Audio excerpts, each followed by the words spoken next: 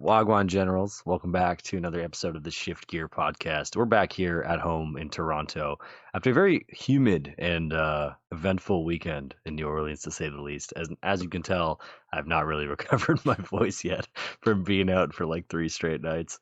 All right, let's start with this. Ciaran, how was the weekend? Did you enjoy New Orleans, Louisiana? First I just have to give you a call out. You like just my biggest Okay, pet peeve. It's you just said Toronto, bro. It's I'm driving me nuts. sorry. That's how you know you're not I, from Toronto, Aneil. bro, I was away for a while. I forgot how to act. Forgot how to But act, yeah. transitioning to New Orleans, I think New Orleans grew on me a little bit. The weather wasn't as bad this year. There was a couple like thunderstorms or rainstorms, but that's to be expected. So, you know what? If NAIC has to be in America, there's a lot worse places they could put it than New Orleans. So I had a better time this year, I think, than last. The food is really good. That's something I've always given New Orleans credit for. But I think just good people, to be honest, just makes it fun. Yeah. I enjoyed my weekend, despite I not doing that well. Well, that's the thing. Like I think there's so much to offer in that city outside of Pokemon, which is why I really like it. And like I know you said it, a bunch of other guys said it. Like they said I would specifically really like New Orleans, and I want to come back with my report for all those people. I think New Orleans was an absolutely boss city. I love that place. So much character, so much personality. Everyone I talked to was super cool. Obviously, there's some pockets you obviously don't want to go to, but that's the same in like every city, to be honest. But New Orleans is really cool. Spent a lot of time on Bourbon Street. I was out to like I think 2:30 the night before day two, which was maybe not my greatest decision, but man, did I have fun! It was a very interesting experience. Thank you to everyone who came through for the bar crawl. It wasn't really an official thing, but there was a point in time where I think I met like 50 or 60 people within a few hours, like that were just down there, and they weren't down there for the bar crawl. It just happened to kind of turn into one of sorts. So people just kind of followed us from bar to bar. But yeah, we can talk about the actual tournament now. But I just want to let that out that New Orleans was everything I was hoping for and more. So shout out New Orleans, Louisiana. I think the first thing actually that we should chill out is that next week we're gonna have the second annual Shifties. And for anyone who doesn't know what the Shifties are, it's our Shift Gear Awards, Pokemon style. We did it last year. I think Kieran, I can speak on behalf of both of us. It was our favorite video we did last year. Super fun, a lot of jokes, a lot of laughs. And this year we're doing it a little bit differently. So we have a Google form that's going to be down below in the description with all the categories, all the nominees. You can even input your own nominees for some of these. And we want the community's input. So we want y'all to put in who you think should win these awards. There's some fun ones, there's some serious ones. There's a Waste Man of the Year, which I'm really excited to give out.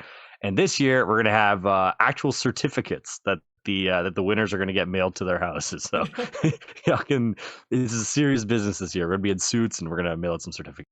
Did I miss anything there? No, I think it's good. Like I said, like you can write, like we kind of put like in the drop down, like who we think are probably the favorites for the award, but we want to like you can nominate whoever. Like Aneil and I definitely are forgetting people or like moments or something. So write in whoever you want. So we're really excited to have it be a more community driven thing this year. I think it's really fun. Yeah. Get your guys' input in that. So yeah, the link will be in the description. I'll post it. I think both of us will probably post on Twitter a couple times as well. So we're really excited for that episode. We think it'll be a lot of fun. Hopefully we can get some really fun acceptance speeches as well, like we did last year. So try and fill it out as fast as you can so Aneil and I have time to give out to notify people to make the speeches for us. But yeah, it'll be an exciting episode. And It's always jokes, man. yeah. The other thing too is I don't know what we're calling this episode yet, but Piper is going to be our guest, and you obviously can see she's not here yet. So Aneil and I are trying something different this time. We're going to have her come on later in the episode. I think a point of feedback we got a couple times we had guests on is like we don't feature them enough, or like Aneil and I are doing our normal episode stuff while they're there.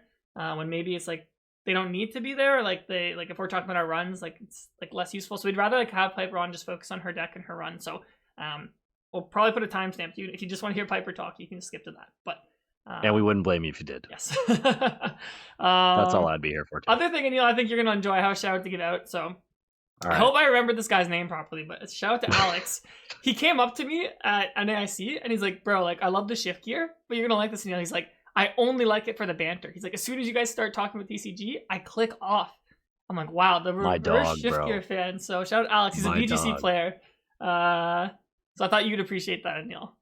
Dude, that's lit. Yeah, this weekend I didn't go to NAIC last year. So like I've never been to like one of these like pinnacle tournaments in a couple of years, and we weren't as big last year. But the amount of people that recognized us this year was insane. I think all 12 of my games, there's someone around me who's like, "Yo, shift gear," and can't tell you guys how much we appreciate y'all. Like it's been a good journey. It's always nice to reflect at the end of every year as to how far this thing has gotten. And this started as a random banter episode, and now we're here. So appreciate guys like that who came up and give us some feedback, tell us what you like, what you don't like. Even if you want to come up and be like, yo, you guys are wastemans, we appreciate that, because we are wastemans deep down. One one actually really jokes thing we're gonna do this week, and it might be specifically for that guy, is so Piper recently moved to Toronto, and what I thought would be kind of jokes is if we tested her Toronto slang. That's gonna be a part of the episode. There's gonna be some absolute tomfoolery going on here today, which I'm really excited for. Also, okay, you know what? We can banter at the start. It's fine. And did you see? Speaking of like wasteman, like, did you see the interaction between Drake and Jagmeet Singh? Yeah, that was jokes. That was so funny. Yeah. So for y'all who don't know, there was a Kendrick Lamar concert in Toronto the night of NAIC and the night right before it. And Jagmeet Singh, who's this like political figure, he ran for prime minister a couple times. He's in Toronto. The leader, not in Toronto, like federally. He's the leader of the New Democratic Party in Canada. If I had to give you guys like a comparison, like if Bernie Sanders was Canadian, that would probably be his party. But anyways, Jagmeet Singh's the leader of that party. We have more than just like one party in Canada. So anyways, continue, Aneil. Yeah, and this brother went to the Kendrick concert. And he's a political figure, right? Like he's not like a rapper, he's not taking sides on anything. And Drake put him on he texted him. He texted him saying, "You're a goof for going to the Kendrick concert." And then this brother came back and he's like, "Yo, I was just there for SZA." Like, what are you? You're missing context. Drake screenshotted that he sent him. He's a goof and posted on his story, which is just like, Drake, like, you're a goof for doing that. Like, what are you even like doing that for, right? But then then Jagmeet like put a post out. He's saying, "Oh, I was there for SZA. I'm really sorry. I shouldn't have gone to the concert. Drake and OVO put Canada on the map. My apologies." And I'm like, Jagmeet, bro, it's like, stand on business. Go to that concert, bro. Drake's a goof. Call him out. Be like, nah, bro. Like, I wanted to go to that concert. Like, the amount of guys like this weekend too, like that asked me specifically, like, "Yo, are you Drake or a Kendrick guy?" And I'm sure you get it too all the time, like being from Toronto. And when I answer and I say I'm not a Drake guy, they think I'm like belligerent. They think I'm crazy. But like, we don't rate that guy that much. No, Drake's a loser. Like, honestly, like, so corny. Like, I actually like a lot of his music, but like him as a person, like, no, I don't like Drake.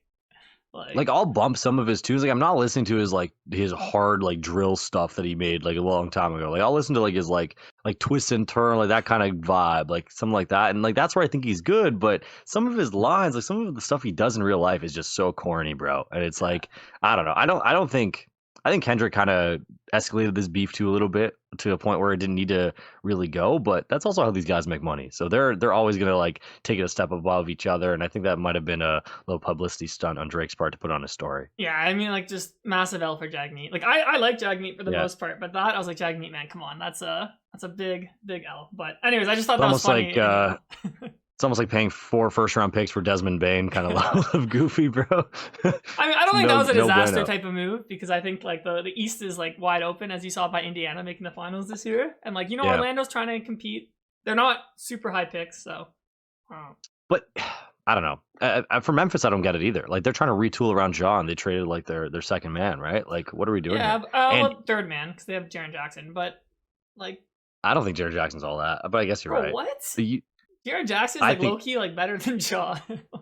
It hasn't worked, man. It hasn't. You see that Jaw's next team is favored to be the Raptors? The sportsbook has the Raptors as number one. It's crazy. But anyways, that's enough banter, I think, for us. We can go into Pokemon. Oh, and before we go into pure NAIC analysis, and you have shilling this week. So do a quick shill. The banter never ends. And then we're going into Pokemon, I promise, guys.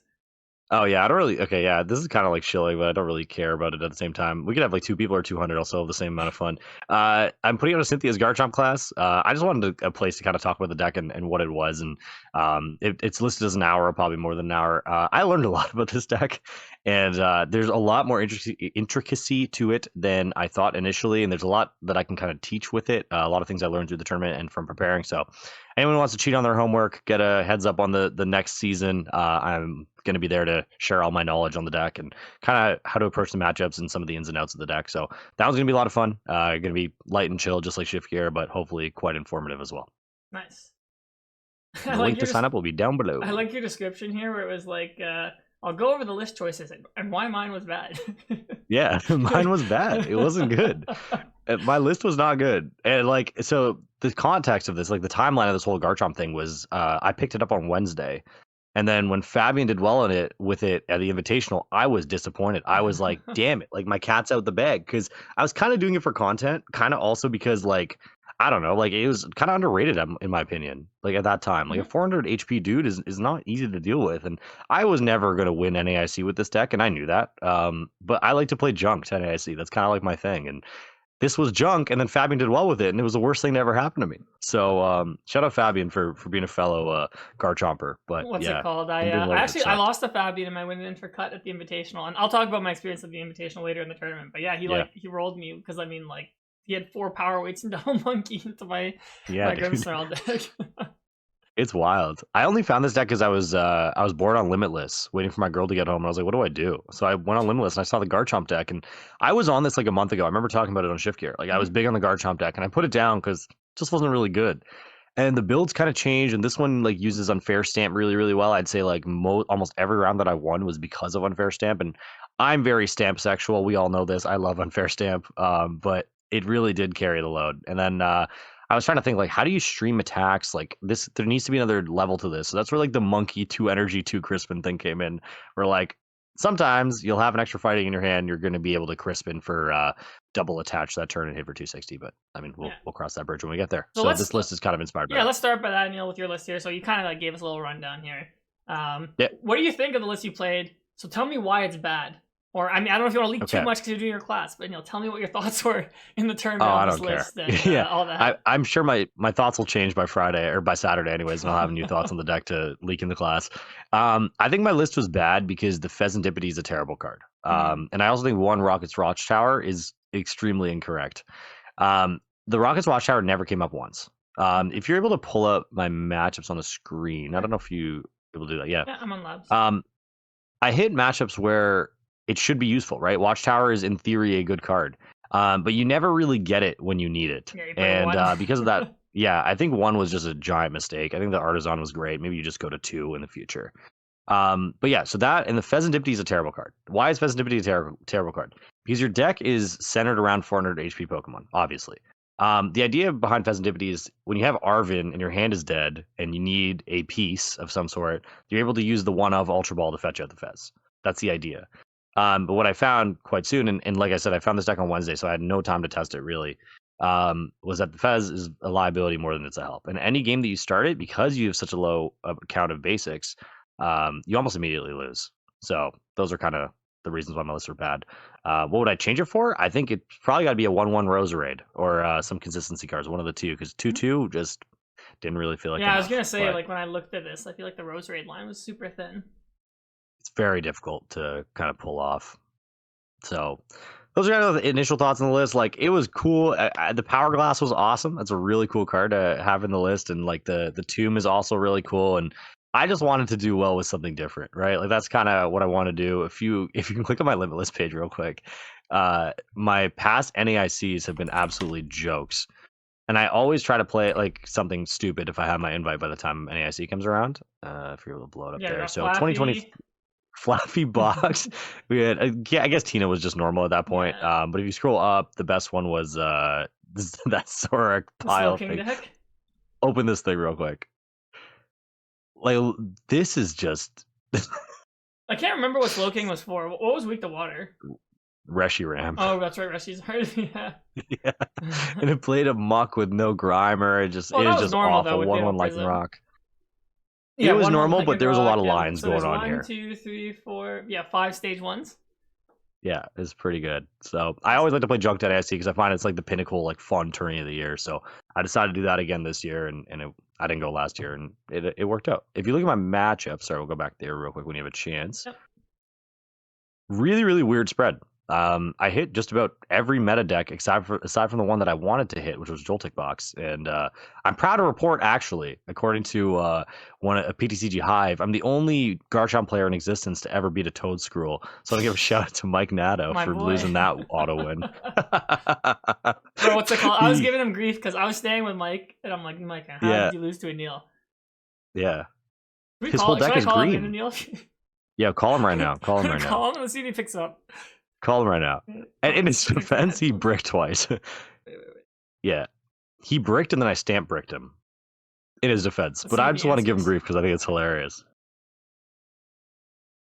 Calling Mike Nato. Yo, I'm recording Shift Gear right now. I'm talking to Aneil. Do you want to give your side of why you lost to Aneil?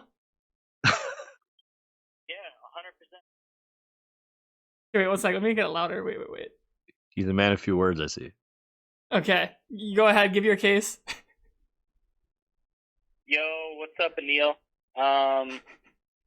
Dude, you got me real good. I can't hear a word you're saying, by the way. Back-to-back 290s. So Garchomp plus not loud enough, Ciaran. You can't hear him. is just too much for my grass guys to handle. And the reason that is because you have, all the tools in your deck to chain back-to-back. So Power Glass and Crispin, like it's just impossible for me to just return your, essentially double returns because I just can't set up my grass guys faster than you can set up your double Garchomp, honestly. So, obviously game one I bricked and there was nothing I could do there. I think you benched me. But like game two, like the back-to-back 290s, it's just impossible. Nice. Yes. I mean, that makes sense. Yeah, I'm wearing my headphones, so you can't really hear Aneil, but we appreciate the insight, Mike. It's a very fair analysis. No, for sure. I like it, Mike. Yeah, I wasn't sure, if I was talking directly to Aneil or whatever. So. He could hear you. I just, but yeah. Oh, okay. Yeah, if you need re-recording or if I sounded crazy or whatever, definitely let me know. But, no, you're good. I think it was just a fun segment for the episode. Aneil says you sounded great. That he had fun playing with you. Okay, no, yeah, I'm excited for next time for sure. But yeah, you 100%. Guys have fun, and thanks for having me on. No problem. Let him know he's 1 year away from being nominated for the Uncle Award. Before you go, Mike. Never mind. He hung up on me. He hung up. God damn it! All right. I don't know that actually. I'll have to check the recording after. If it's not good, I'll cut it out. But. Yeah. No, I could hear like bits and pieces of him. It's always nice to have like a celebrity guest on the podcast, explaining why his green guys lost to a deck this week to all green. But yeah, I hit everything under the sun, man. There was like 3 Dragapults. There's a freaking Pulsar. There was Goldengo. I don't know how I beat Goldengo. That's like an auto loss. Mm-hmm. Flareon. I met like some really, really cool people though. Like every single one of my opponents, I sat down, chopping it up, and it's always good being out at NAIC, and I had a fantastic time, and I'm already counting down the days until next year. Yeah, I think your last round, I think I actually played him at the 2010 event. Or wait, did I? Or no, that was a different team, I think.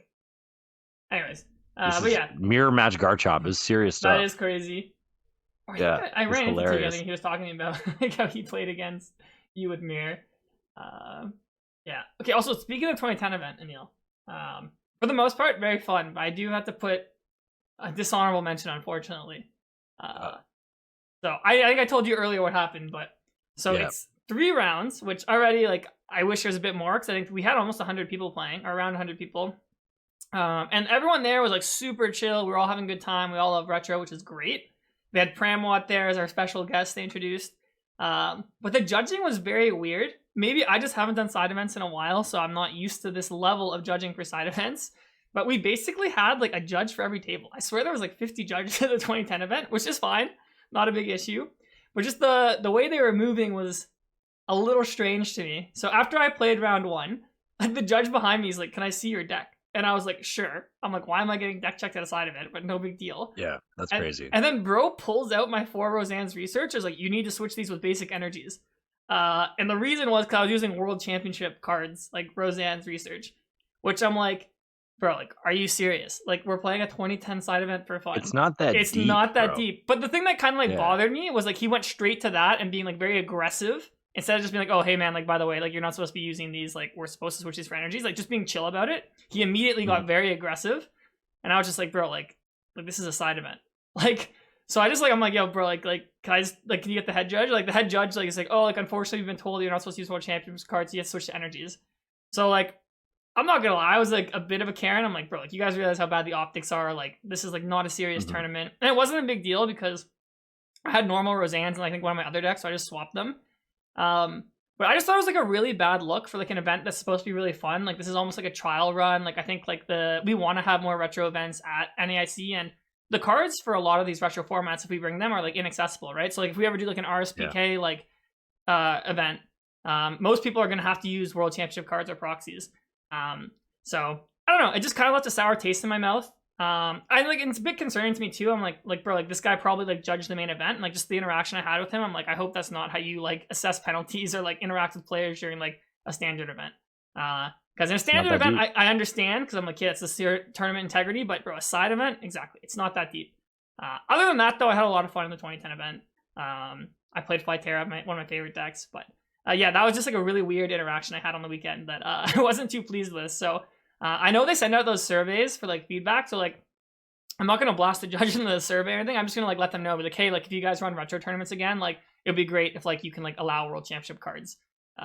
Just for accessibility, that right? should be that should be allowed. Who cares, man? Like it's not. I get it. Like if there's like a lot of prizing on the line or whatever, someone has like a slightly transparent sleeve and you can see the different backings. Sure, but just moderate that. Like just look at people's decks. If they have a transparent sleeve, just tell them to resleeve to another color. Like it's not really that deep. Speaking of surveys, was it just me or was the Pokemon Center just complete ass this year? I actually went. And it was like, it just wasn't busy, which I was like, cool. But like, yeah, they didn't have anything crazy cool. I mean, I'm not a huge Pokemon Center guy. I normally don't go to these events, but someone was just like, oh, like I wanted to say hi to was in line. They're like, oh, like come with me, I have a slot. So, you're more of an expert than I am on the Pokemon Center. Dude, this is like my second or third tourney in a row where I got like nothing, and like it's fine. I'm not complaining. Like Worlds last year was the worst Pokemon Center experience I've ever had. Maybe the worst like shopping experience I've ever had. Really period. Bad, the worst. And like this was better than that. It was controlled. Like there was some stock of some things, but like you want the Wooper playmat, you're not getting it. You wanted like I don't know, like even when I went in, all that was left was Stellar Crown ETBs. There's like a billion of them, and like the most expensive card in that set is like $50. So like they couldn't even pay people to take those off the shelves. But I heard some people got Paldean Fates ETBs and stuff. So I hope y'all got to Pokemon Center and got what you wanted. But I was a little bit underwhelmed with the fact that the EUIC one was like 3 times the size and a lot better too. Yeah. Sorry. Last thing I want to say about this deck, then we can move on. I think this deck is a lot better than my record suggests. The last round of day 2 and day 1, I consider myself to have gotten extremely unlucky in the way those games ended, and I felt like I should have won both those games. So, your deck is kind of bad in the sense that like it's very linear, and like you are very reliant on getting a little bit lucky and your opponent getting unlucky. And there were definitely times I'm fully cognizant of the fact there are times where I got lucky too. But sometimes you're going to get extremely unlucky. With this deck, it hurts you more than other decks. And I do think that on another day, that's a top 64 or better. So I do want to say that Garchomp is a legit deck, and we should be treating it as such. Yeah, this is Fabian's list. He got top 64. Actually, he also only played 2-2 Roserade. So it's doable. If you prize one, it gets harder. But when you play the Monkey Dory, that's kind of your substitute for the 30 that you lose. That's true. So when you're trying to like reach up to Grimmsnarl and Dragon Bolt and stuff, you have that Monkey Dory. Yeah, and then he has a secret box build. He's even playing like double petrol because he, I guess, plays more stadiums than you. The double watchtower is hot. I like that. Interesting build for sure. What were his matchups? Let's see. He lost to Dragapult, Dusknoir. He tied Gardevoir, Raging Bolt, and then lost to Gardevoir. So, I mean, he beat a bunch of Pulsars, but when I was at the Masters Cup, I watched his top 4 game against Rowan. I actually recorded it, so I'll put it on YouTube later. But it just felt like his deck just like wasn't as good as like the other top decks. Yeah, that's what I felt too with that one. Oh, your mom just made a cameo. Oh, did she? She like opened the door for like a second. So unserious. So unserious. All right, let's jump to my run real quick. Less exciting than Aneil. So, I played Grimmsnarl. It's a deck I've been loving, and I really liked my list. I thought it was really good. I think just I had an unfortunate tournament. I think. My first 5 rounds, I hit Hail and I hit Rowan, so 2 regional champions in the first 5 rounds, which I mean it's fine. Like you're gonna hit good players if you're an IC. I just hit them early. Hail played this like really crazy like Zoroark Terrapagos deck, and we had a great set. I mean, I was kind of like learning on the like I had to guess what cards were in his deck because I was like trying to like figure out what it was as I was going along. Yeah, it was super interesting. He played 4 boss, like that was kind of like he was just boss frost us every turn. I had some like really bad prizing in both games that like I had to adjust how I played because I just went double frost last both games, but then like the first game I prized super rod, so when he knocked them out I couldn't rod and like evo and put them back together. And the second game like my evo was my last prize, so I couldn't get the frost lasses back that way. But yeah, it was a cool deck. He finished top 128 with it. Okay. Yeah, against Rowan, this was the one set all weekend where I think my deck just like didn't like operate, which was annoying because it was like it's a good matchup. But then I hit 4 Joltics in a row. And for anyone who's played Grimmsnarl, it's like the deck's probably worst matchup. I beat the first 2, and then eventually like I just couldn't get there. I think I told you, Aneil, the way I got knocked out in round 8 was kind of funny. Like I won the first game of the set, so game 3 I got to go second, and when you go second, it's like not unwinnable. So my opponent goes first, goes Fez, attach, pass. Then I go on my turn, and I prized 2 Impidimps. I only had 1 left. So then on turn 2, my opponent just went like Crispin, Cruel Arrow, like my only Impidimp, and I could never get a Grimmsnarl set up. So foul. Sad. Yeah, and then my last round, I think I just got like I won the first game again, and like I think the third game I just couldn't set up, which I didn't really care at that point because I couldn't make day-2. But yeah, just my list I played, like nothing crazy. I think one thing I was a huge proponent of going for the weekend was the double TM Evo, and I think I looked at all the successful lists, and everyone else was also in the double TM Evo wave, which was cool. I had the bundle and double boss just to have more gust control. I think the bundle and like the Defiance helped me beat those 2 Joltik boxes that I did beat. But yeah, I was like pretty happy with this list. I mean, Piper's gonna be our guest, so we can talk more Grimmsnarl with her after. Absolutely. Yeah, pretty pedestrian NAIC for me. But I did want to talk maybe about my experience at the Masters Cup too, because I thought that was a cool event. We had Hunter on. I can't remember if it was last week or the week before. I think the week before. To kind of like give the preview for it. So yeah, it was fun. Like it was just cool to be like in an environment with like all those like great players around the world. We had some of the casters from TPCI there as well. We had Jeremy, we had Boo, and we had Kyle. So it was just cool having them there. It was just like in this like brewery, and they converted it to like a little tournament space for us. That's sick. Yeah, it was just chill lounge. The power went out at one point, which was bad because there's like a storm, and we just had to chill. But it was just fun being in that environment. Like I had a lot of great conversations. I had a good chat with Bobby, who's one of the head judges, like in like just like the Pokemon world. I think he's told me like, actually I don't know if I'm supposed to say like if what he's judging. The guy. Yeah, no, he's like the guy. Yeah. So I had a great combo with him. Had a great combo with like a lot of the casters, just some of the players. And it was cool. I recorded a lot of the games too. I got like me against Tord, me against Pedro.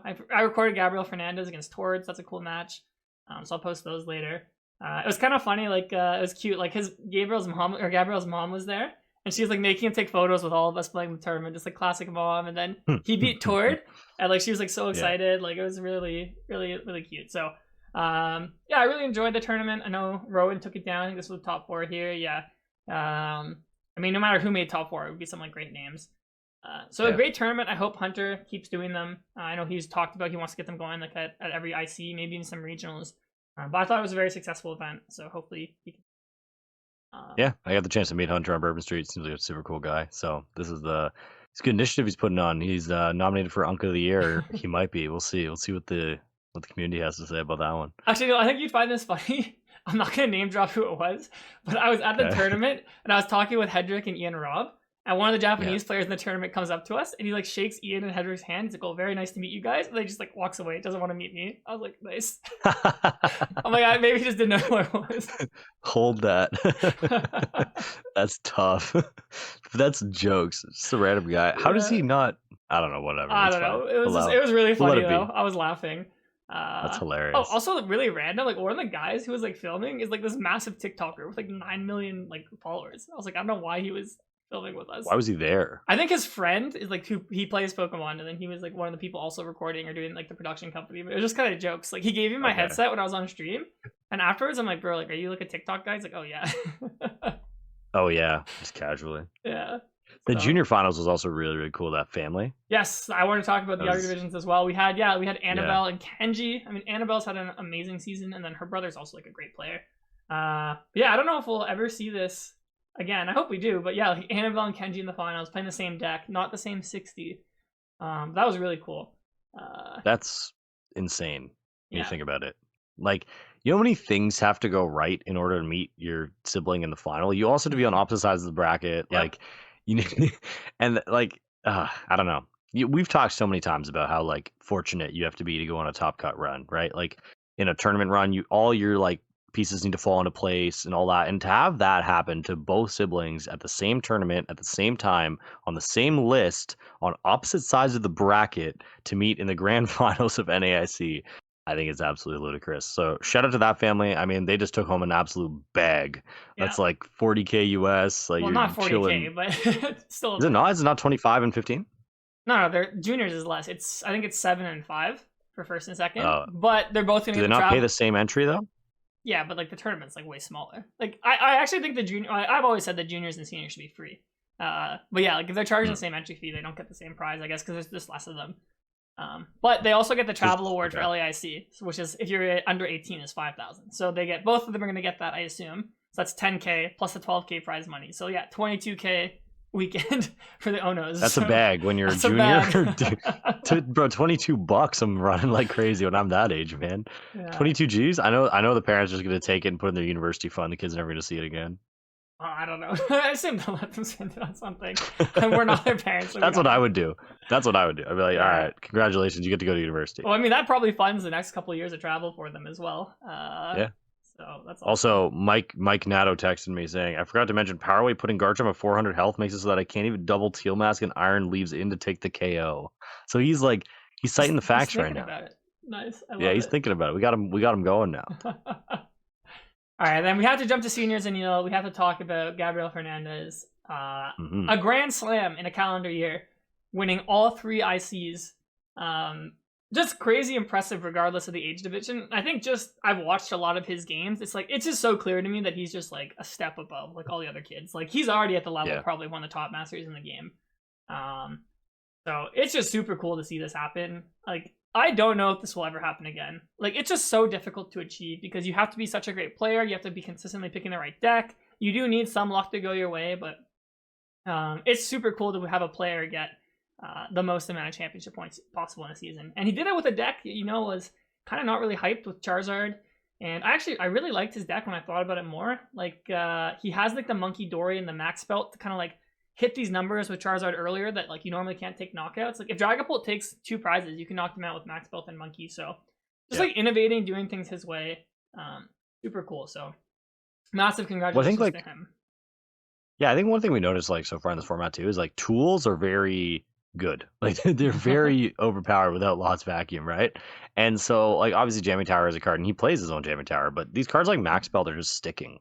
So this is like really good innovation to realize that like, all right, my Max Belt is going to stick. I can reach higher at earlier levels and probably swing the Dragon Ball matchup like you mentioned entirely. Like that's kind of the strength of the Dragon Ball matchup for Dragapult. It's like, all right, they're not one tapping me, so their deck is just not as good as mine because I'm spreading damage.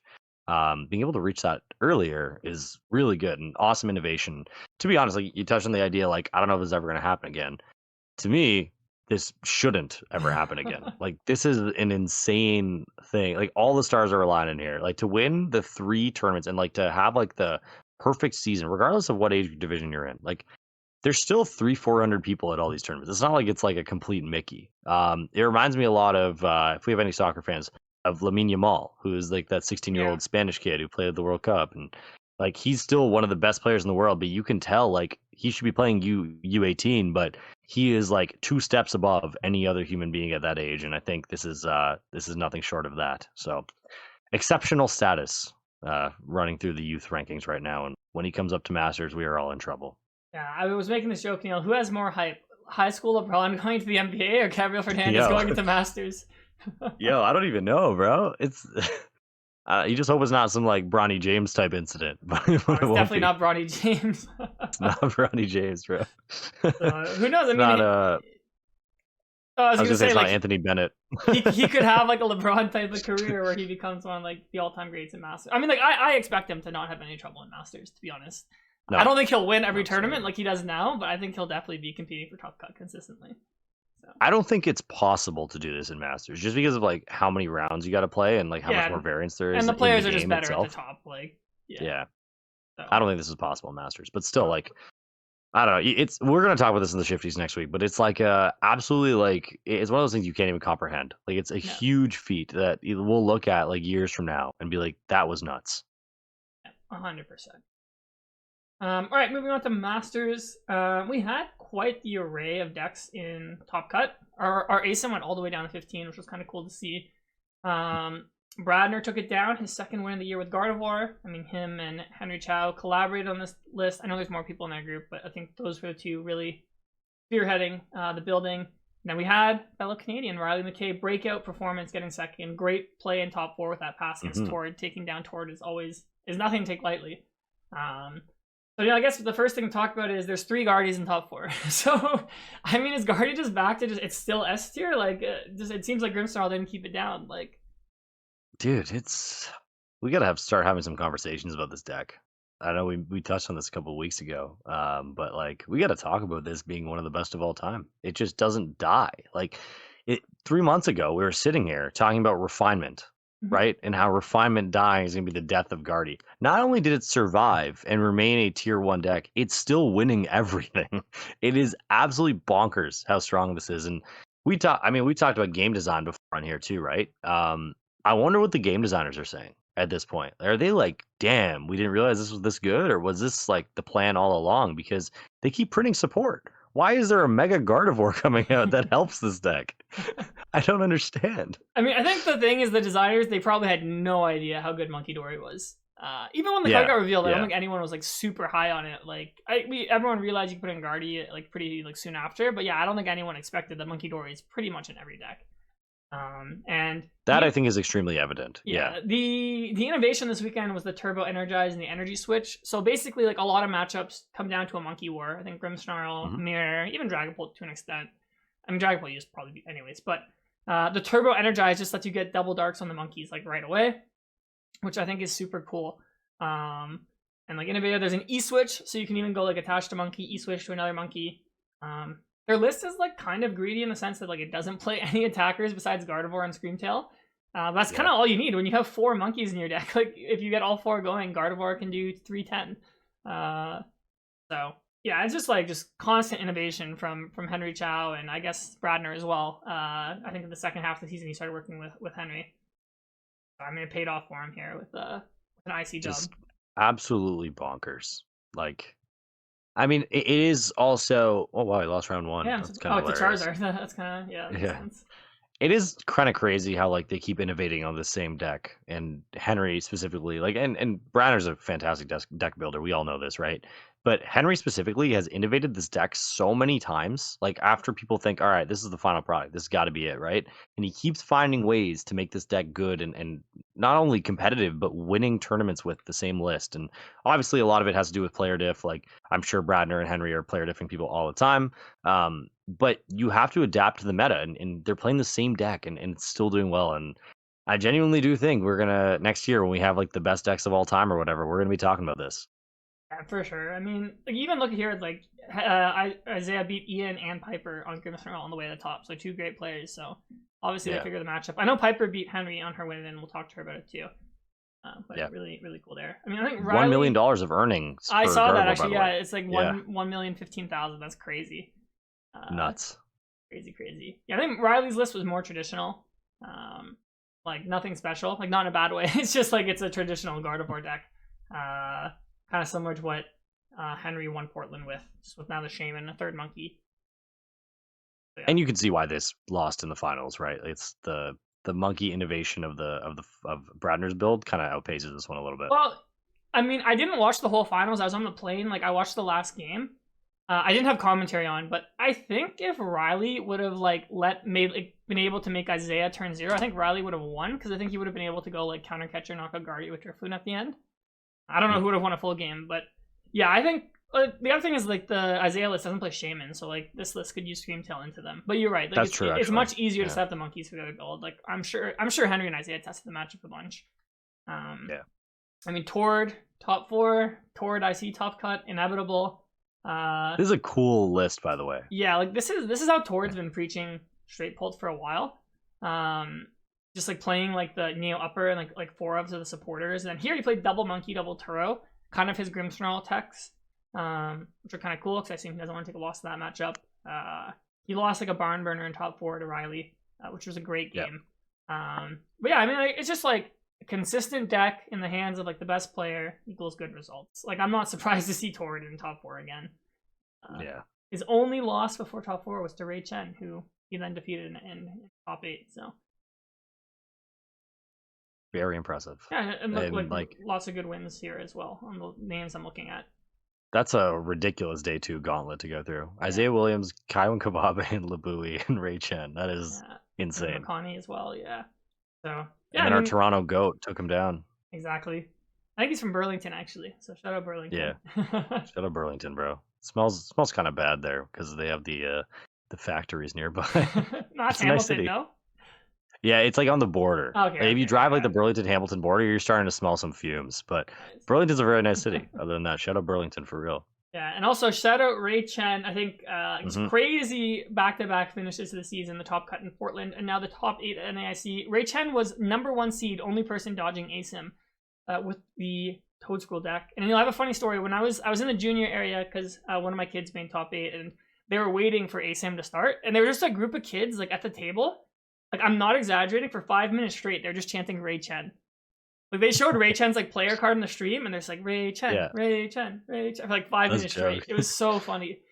This looks like something you'd see like a Limitless Mickey, man. Like, you just look at this deck, you're like 4 bug catching set with a bunch of like jellyfish dudes who run around and like Ogremon. But it's just brilliant. It's amazing. Yeah, I mean, you probably don't want to hit Gardevoir with this deck. And I was looking at Ray's matchups earlier. Lots of Pult, like no Gardevoir. So yeah, I think it's probably really strong to Grimmsnarl and Dragapult. Guardy is probably your bad matchup, but it's fine to take a bad matchup to one deck. And I mean, Ray just dodged Guardy. So super cool to see a deck that I don't think people don't take seriously. Just like be the #1 seed in IC. And I saw Ray got enough points to make Worlds. So who knows? Ray Chen could go for their 3rd top cut in a row at Worlds. Speaking of Worlds, real quick, what do you think they're gonna do with that whole like top 125? Oh, the tie at the people bottom? At 700 thing. I mean, like, if me personally, like, I think it'd be nice if they just let everybody in, because the rumor is they're gonna do it based off play points, whoever has the most. I mean, honestly, like, this is gonna sound kind of mean, but like, I'm not too bothered what they choose either way. I think like if you were in that position, like, just play better and not be in that position, like, get a couple more points, right? Like, like that's basically, I don't know. Like, I'm not dissing. Like, that's just facts, right? Like someone has to be the first person off the list, right? Like, I'm sure there's someone like 699 or something. So, like, it's just one of those things where it's like your season was good, but like you could just a little bit better. You win one more round at one of your tournaments. It's like you don't have to be in this position. So, but here's my 2 cents. Yeah. Oh, go ahead. I think. Sorry, I'll let you finish your thought. Oh, I was just gonna say, like, it'd be nice if they let in. I think, like, if it was me, I'd prefer they just let everybody in. But like, I'm not. Sure what they're gonna go for. Yeah, my 2 cents on this whole thing is like, in the past, Pokemon hasn't cared how many people are at World, and I say that loosely. Like, obviously they do care generally, but it was always like, all right, get 600 points and you're in, get whatever and you're in, right? I don't think there's a hard cap on how many people are going to be at Worlds in their mind, and like the fact they extended these auto invites meant that at the beginning of the season they have no idea how many people are going to be at Worlds. Like, they have a general park. I think the fairest thing to do is to let them all in like an ASIM, right? Like, that's the easy thing to do. Just treat it like ASIM, let them all in. It doesn't matter. It's not like there's capacity constraints on this giant ass convention center anyways. And I also think play points is kind of a dumb decider. Obviously there needs to be something, and that's probably the best option available, but I still think it's kind of stupid because like you're basically rewarding those who, I mean, obviously this is not true, but you're in theory rewarding those who spammed more events to get to the same championship point level. If anything, it should be the least amount of play points. Like, yo, you're sick, bro. You're efficient. I don't actually mean that. I don't think that'd be a good decider either. But you know what I'm saying? Like, I think it just ASIM it, let everyone in. Shout out the person who's at 699. I feel for you. I saw you on Twitter. That's tough. But that's one of those things. I hope they just let everyone in and we call it a day. Yeah, I mean, I think my preferred tiebreaker would probably be like whoever had the highest placement at a major this year. And if it's still tied, then maybe you do play points. But I think something that's not like arbitrary like that. I hope I think maybe next year we might go back to like a bar. So it's actually kind of ironic that 700 was the cutoff. So like maybe now they're like, all right, like 700-ish is around the number we want. Yeah. I think for Masters, I think I was fine with the top X system. I think it was actually pretty good. I really hope though for juniors and seniors they eliminate it. I think it was a horrible, horrible system for the younger age divisions. You know, a lot of kids I was talking to, there was so much pressure for them coming into this weekend. Like they don't even want to test with kids who are like in their region or like around them in the standings because like I don't want to get past.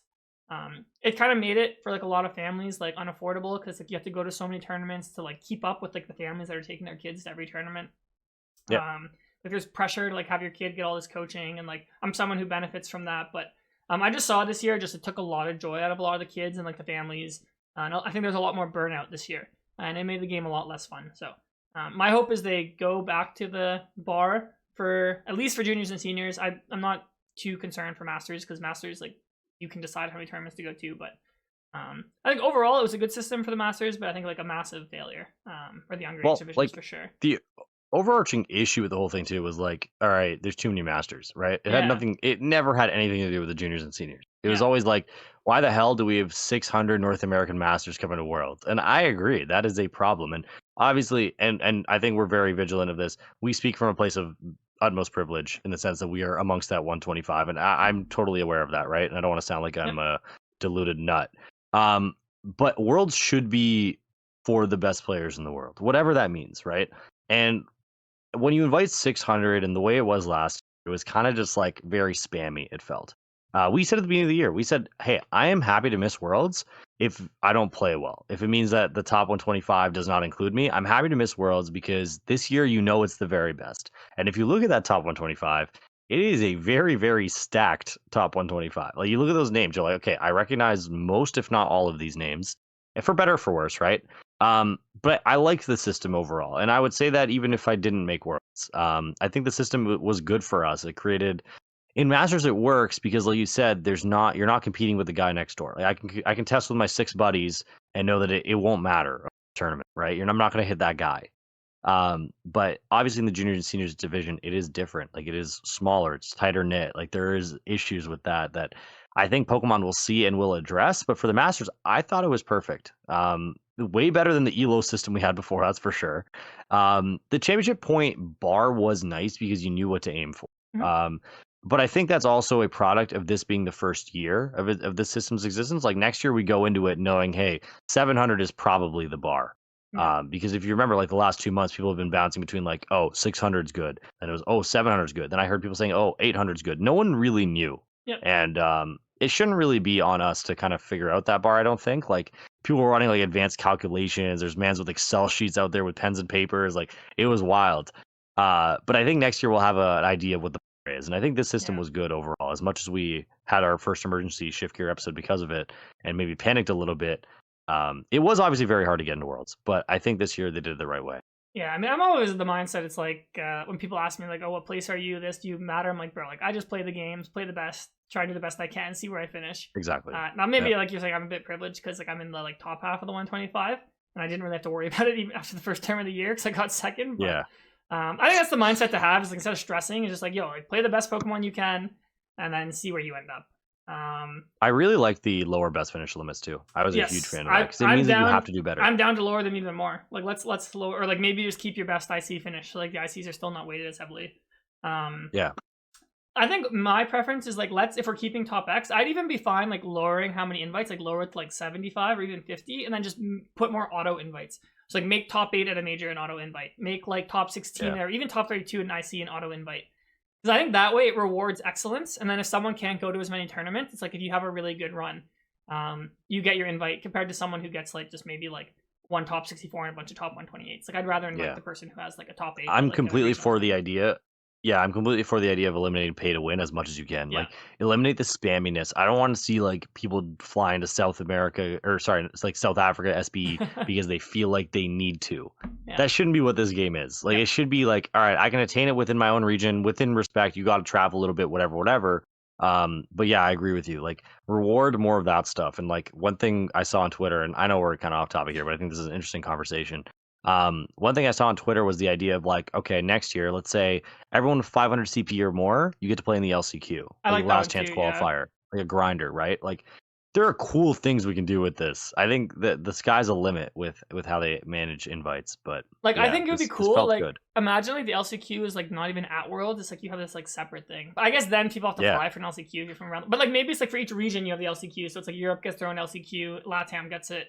So it's like yeah, if you're in this like middle area where you didn't quite get the invite, it's like all right, like let's say spots like 126 to like 300. It's like all right, like you're in the LCQ. Like we're gonna give out like 10 or 20 more invites, and like you guys have to battle it out like for it. That could be And cool. you can make it cool too. You can make like an LCQ trophy. You can make like some obviously like there's people who are going to be registering, they're going to be paying money. You can make the same monetary kind of discretionary payouts. I don't think it'd be like the same like hey, you're getting 10 grand if you win, but you can make it worth people's while so that if they travel down there and they still don't get their invite, at least maybe they got a few backs or something to kind of say, hey, I got this far in my adventure. You get a specific promo card saying, hey, I was at the LCQ. Sky's the limit. Yeah, no, I agree with you. Lots of good ideas. Yeah, I'm curious you guys in the comments what you thought about the invite system this year. Yeah, hopping back, let's just finish off the rest of the top cut here. We had, I think this is the most surprising deck, or maybe Ray Chen's deck was, but we had Cam Shinoi, which is Zoroark. And we saw some other Zoroark builds. I think I went over quickly like Hale's build. I saw Stefan Ivanov played Zoroark. I think maybe what this is a response to is that there's not a lot of one-shots by the top decks. Like Gardevoir sometimes has to play slow. Grimmsnarl has to play slow. Dragapult has to play slow. So you can kind of like put a Zoroark in the active and be like, all right, hit me. And then like you have rest in the back. So maybe the demise of Zoroark was premature since we see one in top 8 here. And I think obviously no one was respecting this deck going into the weekend either. So yeah, really cool. And I wonder if this will come back in the meta now. Yeah. You got the 2 rigid bands too, right? And like you can soak a lot of damage with these things. It's very similar to kind of how Garchomp's built, to be honest. Like you're just a big dude and you just soak damage and then hit back as hard. But yeah, no, like I like what you said there. Like it's probably just a meta call, right? The moment like something like Raging Bolt goes through the roof, like 20+%, you probably can't play this anymore. But right now, hey, why not? Yeah. I mean, he tied Owen Cameraman on Bolt, and he tied Yerko on Bolt, and he tied Kevin Kim on Bolt. All right, so like he has 3 ties for Bolts. That's kind of funny. And a win. And a win, yeah. So maybe like, I don't know. Maybe this yeah, maybe it's a misconception. Maybe it is a good matchup. I don't know. I can't imagine it's like amazing, but it seems like he was holding his own against some great Raging Bolt players. So yeah, LDF was finally telling me today. He's like, "Yo, I'm not playing Goldengo anymore. I'm gonna play Zoroark." So he's inspiring the likes of LDF right now. That's very LDF of him. That is very LDF. Okay, we had to round out top 8. We had Rosh Patel playing straight Pult, but he was playing it with the 1/1 Dusclops line. We saw Henry Brand play this at, I think it was Melbourne. So this is like a cool approach where it's like you don't go full commit to the Dusknoir, you still keep a lot of the spots for consistency, and then just have that 1/1 Dusclops as a little damage modifier in there, which I think is pretty cool. It's interesting. Yeah, interesting for sure. Double Watchtower, so maybe for like Bolt, or if you go up against EV Box. Pretty cool. He beat an EV Box, so probably helped out a lot there. He lost to Azul. Yeah. Not surprised. That's a bad matchup. Speaking of EV Box, like that was, I don't know, I was kind of surprised it didn't do. It had one in top 16, I guess. Yeah. That deck was my like pet deck leading up to the tournament. I think everyone knew that. And I was really, really close to playing it, but it kind of broke for me in the last week. But what I learned from playing that deck is like when it operates, when it's in the hand of a good player, this deck is like insane. Like it's really, really good. So one of the things I saw was that it converted really well today too, on the graphic. And I was surprised that one didn't like really eclipse into top 8. But I mean, one did make ASIMs. That counts for something. Yeah, 13% conversion. That's pretty good actually. Yeah, converted really well. Yeah. So like, I don't know. The deck is strong, and it is one of the decks that I think I'll be testing for Worlds. I don't really know what comes out in this new like random black and white set with like 500 IRs. So we got to figure that out still. And like speaking of which, actually, I'm really pissed off because apparently you can't use the old electric. Well, that's a ruling in Japan. We'll have to see if that's a ruling in North America. Because yeah, I'd be upset too. Because I think I mentioned in one of the episodes I have like 50 electrics. So that's what I'm saying. That's what I'm saying. Yeah, I mean, otherwise, okay, we had 2 Pult Dusknoirs, then we had 3 Pult Zards. So I think you and I said we had Pult Dusknoir as like the highest or the best Dragon Ball deck going to the weekend. It has the most like even spread. But I think the innovation that we saw this weekend was, I mean, like Hedrick and all them, and Bodhi and John, they played Neo Upper and no Arvin in their Pult Noir. So just playing it more aggressively, playing like the 4 research and like the 3. I think I saw like John or Hedrick played 4 stretcher. Just playing it more fast. So maybe like taking advantage of like some of these slow decks, putting the pressure on. Then I guess decks like Raging Bolt, maybe it helps you keep up with them when you're playing like a higher count of research like this. So pretty cool innovation it's really for this good. deck. Yeah, I was testing a lot of versions of Pulp before NAIC, and like this was one of them that I did try, and I thought it was really good. The one thing that I found interesting was that there's very few people playing the Crystal Arven build, and like I can understand why you'd prefer like the turbo kind of research idea. I just found like the Arven Crystal build was also good in its own right. Do I think it's better than this? Probably not, but I was just surprised that basically no one played it. Yeah. It's not terrible. It's really not. So just like a faster style. And we saw Pulsard. And this was Jackson Ford is the one who made the list, our boy.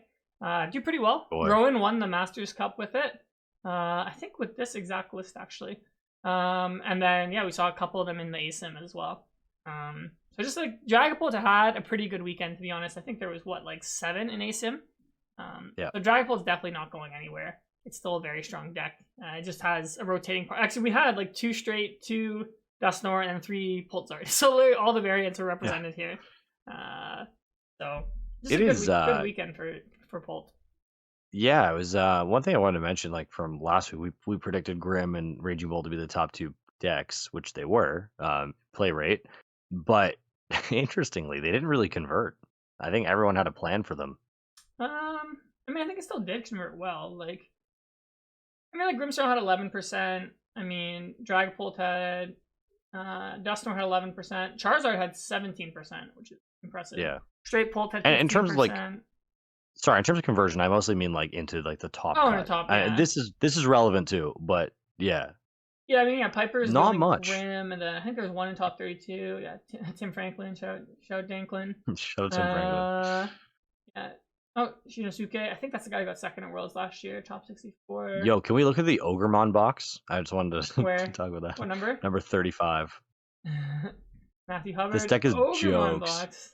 Yeah. Oh, he beat Ryan. This is like my dream deck. Damn. Put the Ogre's mask.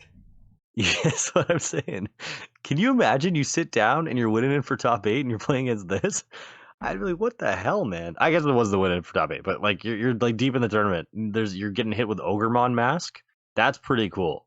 So shout out this guy for playing the Ogremon special is what we're gonna call this. And I can see how this works. Like I can see how this could be decent. I don't know how he got this far, and I think that might be a huge testament to the solid player that he is. But definitely very interesting. One thing I would say about this tournament is we saw a lot of innovation in deck building. We saw Isaiah winning, we saw Tord's list, we saw some of the Dusknoirs. In seniors, we saw Gabrielle with the Charizard deck. So it just seems like this format has a lot of room for innovation. So it's exciting, honestly. I wish I had more time to play. I play an insane amount of Pokemon, but I wish I had even more time to play Pokemon so I could try all these things out. It is a very fun, balanced feeling format. It does feel really good right now. Yeah. There was an Armor's Ho-Oh in top 64. Yep. Oh, Yoshi Tate, not surprised. This guy Tate, always is classic. playing this type of decks. It looks pretty similar to a lot of the Ho-Oh builds I've seen leading into the tournament. So get your Prism energies, folks. I think I was talking with Pokemari. I was talking to Pokemari. I played him in round 11, I believe. And we were just chatting about this deck, and it was kind of funny having a Ho deck across from Cynthia's Garchomp deck. We're just like, what the hell is this? The Battle of Tier 4. And it is cool, though. The way he was playing it, and I know he's been on it forever, he was telling me that, I saw him tweet after that, the deck is mid, in all things considered, right? It's kind of mid. But when it's good, it's really freaking good, man. When you get all your energies and all your pieces fall together, you have answers to everything. And I think, obviously, Prism Energy is not going to change the entire deck, but I think it'll help it. And I think it might be able to push it from, I don't know, what's it at right now, Tier 3? Maybe it goes from Tier 3 to Tier 2. I think it'll be very respectable once Prism Energy comes in. Yeah, I agree. It'll probably get a little bit better. I don't know if it'll be that good, but yeah. So, cool. What else was there? Is there any other deck that performed that we need to talk about? I think we went through most of it. Well, I'm getting pretty far down now. The Goldengo, actually, I was very wrong about that one. I thought Goldengo flopped, actually. That is something to talk about. Yeah. It flopped really badly. I think, the highest placing one was it even top 60? Yeah, it was 44th G-Shen.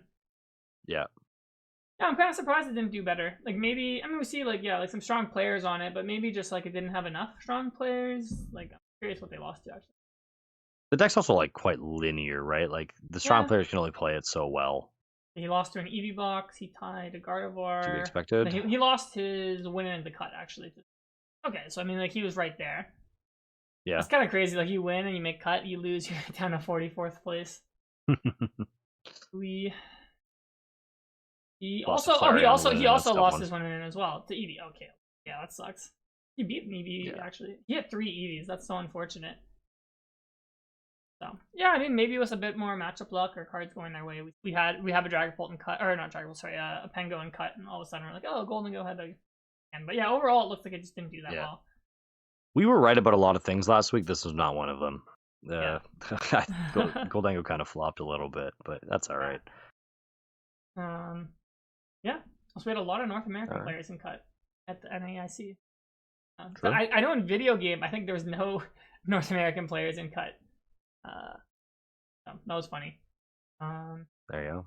Yeah, I mean, I don't have much else to say about NAIC. I mean, we obviously have a set coming out before Worlds. I mean, I think most people are going to take a break, but I know there's a lot of hardcore grinders. I mean, I know I'm still going to be playing a lot of Pokemon in the coming weeks. So maybe in the future we'll have a little bit more chat about where we think we're going for Worlds. But since the off season, I think a lot of our episodes are going to be probably a bit more fun. Maybe not just we're not going to have tournaments every week to talk about. Yeah, I think are we ready to just have Piper come in, and go over her run? Yeah, it sounds good to me. We will. We'll take a quick break, and you'll notice the sunset behind us, and then we'll be back in about 2.5 hours to complete this episode, and we'll have Piper on to test her Toronto slang. Most importantly. Yes. All right, I don't even know what words you picked out. I'm excited. Oh, buddy, you don't want to know. I don't want to know, actually. Yeah. We'll talk in 2.5 hours. All right, intermission coming right here. All right, welcome back, y'all. We're back from our little intermission. And we have a very special guest here, but before I introduce her, because like her run is whatever, we have a really special opportunity here, guys. Do you know what that opportunity is? No. We can roast Julian Gortberry, and he can't do anything about it. He's not on the line. We can say whatever the hell we want, and he can't do anything about it. So there's pros and cons of this. The pros, we can roast him. The cons, he might listen to this. So I don't know. What do you guys think? Should we roast him? Well, I guess so. I mean, Piper, you're his closest friend, so I feel like you get the reins or the decision making there. Will he cry if we roast him? No. I'm just kidding. We're not going to roast him. I like his hair, though. He's got really nice hair. We're back here with a very successful player, 2-time regional champion. Did I get that right? 2-time? 3-time? Yeah. 2-time. Okay. 2-time regional champion, Piper Lepine. Thank you for joining us. You moved to Toronto recently, so I have something set up for you later on in the episode. But I'll let you introduce yourself first, and then we'll berate you with our Toronto-related questions. I'm Piper. I've been playing for a long time, like 2012, 2013-ish. I won 2 regionals and masters. I just got back-to-back top 8s at Portland and NAIC, so pretty good season. Yeah. Beast. Yeah, very, very. You're very humble about that, Piper. Yeah, so one of the best players in the game for sure, and we're happy to have you not just on the pod, but to have you in Toronto to make our region even stronger. Yeah, because we needed that. Yeah, we needed that for sure, right? Not enough good players in Toronto, so yeah. So let's start there, Piper. You're in Toronto because you go to school, right? You go to U of T. Yeah. Mm-hmm. Nice. What are you studying there? I was studying math, and then I hated it first year, so I switched to political science. Nice. I feel like that's a very first year U of T experience from people I know who go to that school. So institution ruins lives, man. Yeah, it's so bad. I don't use my degree like a day in my life. Like my undergrad degree from there is legitimately useless because everyone has one now. So enjoy. But you're smarter than me. You'll figure it out. So you live downtown, correct? Yeah. How do you like Toronto? Be so for real. Well, I just like living in a city. It does have public transportation. Compared to the US, it's pretty good. Compared to some of the places I've been for Pokemon, it's pretty bad. I like being able to walk places, though, and it's much better than rural Minnesota, where I could not do that much. Well, I'm glad you like it. The bar seemed to have been on the floor, so at least you like it a little bit. Bro, it's so funny because, it's like public transit, like in any Pokemon city in NA, it's like, it's like Toronto, Vancouver, like at the top. And it's like you compare it to like you go to Europe, you go to like Asia, like wherever, it's like, no. Like, yeah.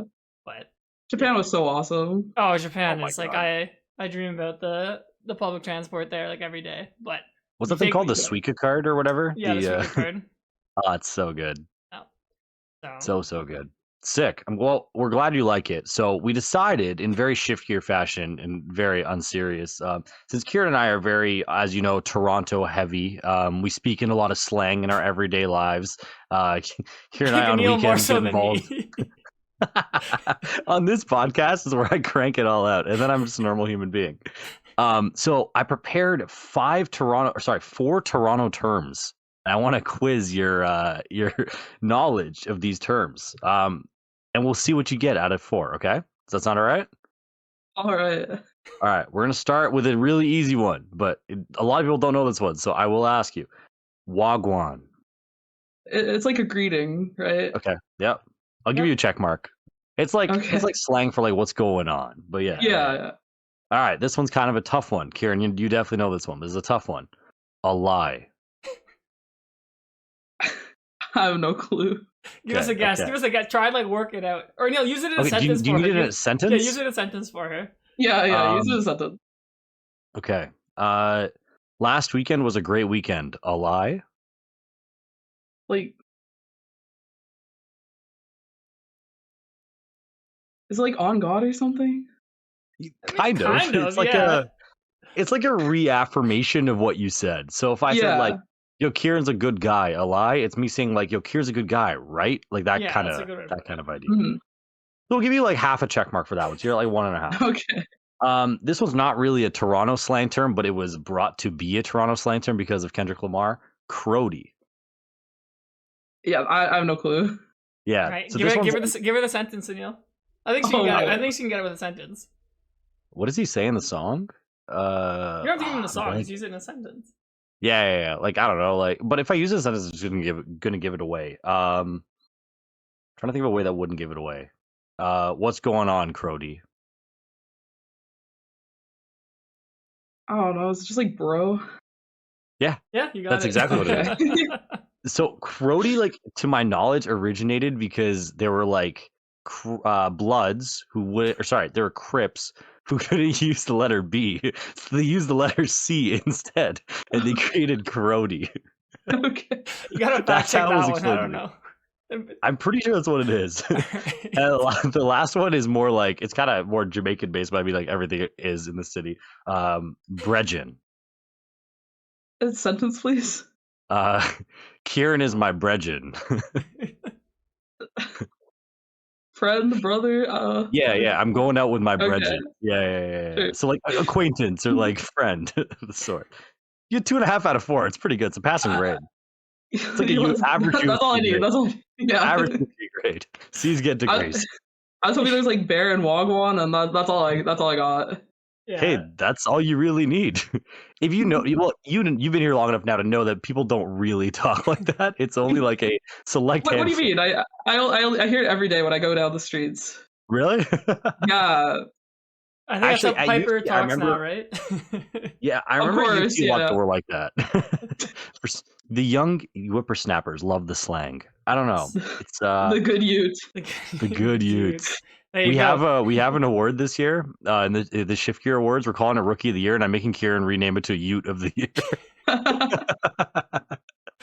Yeah, that's gonna be good. Also, speaking of slang, okay, maybe like it's just a Toronto thing, but I always say like, "What are you saying?" Like I actually say that, but like whenever I say that to someone who's not from Toronto, they always get so confused. They don't know what I'm saying. Like, that's a Toronto thing for sure. Yeah, like I would say, "What are you saying?" And I was like, "What do you mean? What am I saying?" Like I tell the American people I talk to, like they never get it. They take it literally. Like, what are the words that came out of my mouth? Yeah, it's like it's a Toronto term though. Like people don't use it outside of here. Like, what are you saying? It's not like a real thing. Well, I mean, good segment, and I think that was a good way to lead it off. People aren't here to hear about Grimmsnarl; they're here to hear what Piper knows about Toronto slang. So there we go. Good job, Piper. So we'll pivot now to talking about the Pokemon trading card game. A bit more boring than the segment Neil had planned for us, but yes, you played Grimmsnarl. You were the highest placing Grimmsnarl. I was also really high on the deck. I love playing Grimmsnarl. Do you want to maybe like walk us through your deck selection process? Don't have to start on your deck list, but just like kind of how you ended up like picking Grimmsnarl for the tournament.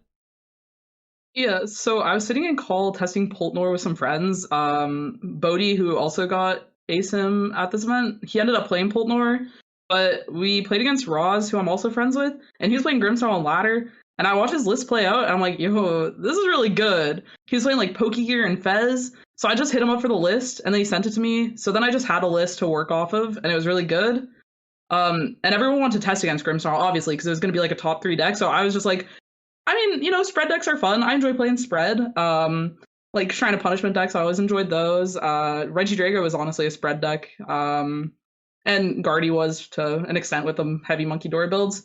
So I figured it's a good deck to just have as like a backup. So whenever anyone wanted to play against it, I just offered to play it. So I ended up getting a lot of games on the deck and getting to a point where I just want to like TM Evo every game. So that's why I'm playing like 4 Arven, the TM Evos, and then the Pokegear. A lot of the people that tested with Roz and like Zaya, all those people ended up like playing a 3rd boss. But I really like the Pokegear just because it's like additional consistency in the early and late game, and it still like gives you that extra out to boss because you're never really using 3 boss in a game. You're just you just need to find it at the right time, and Pokegear helps that.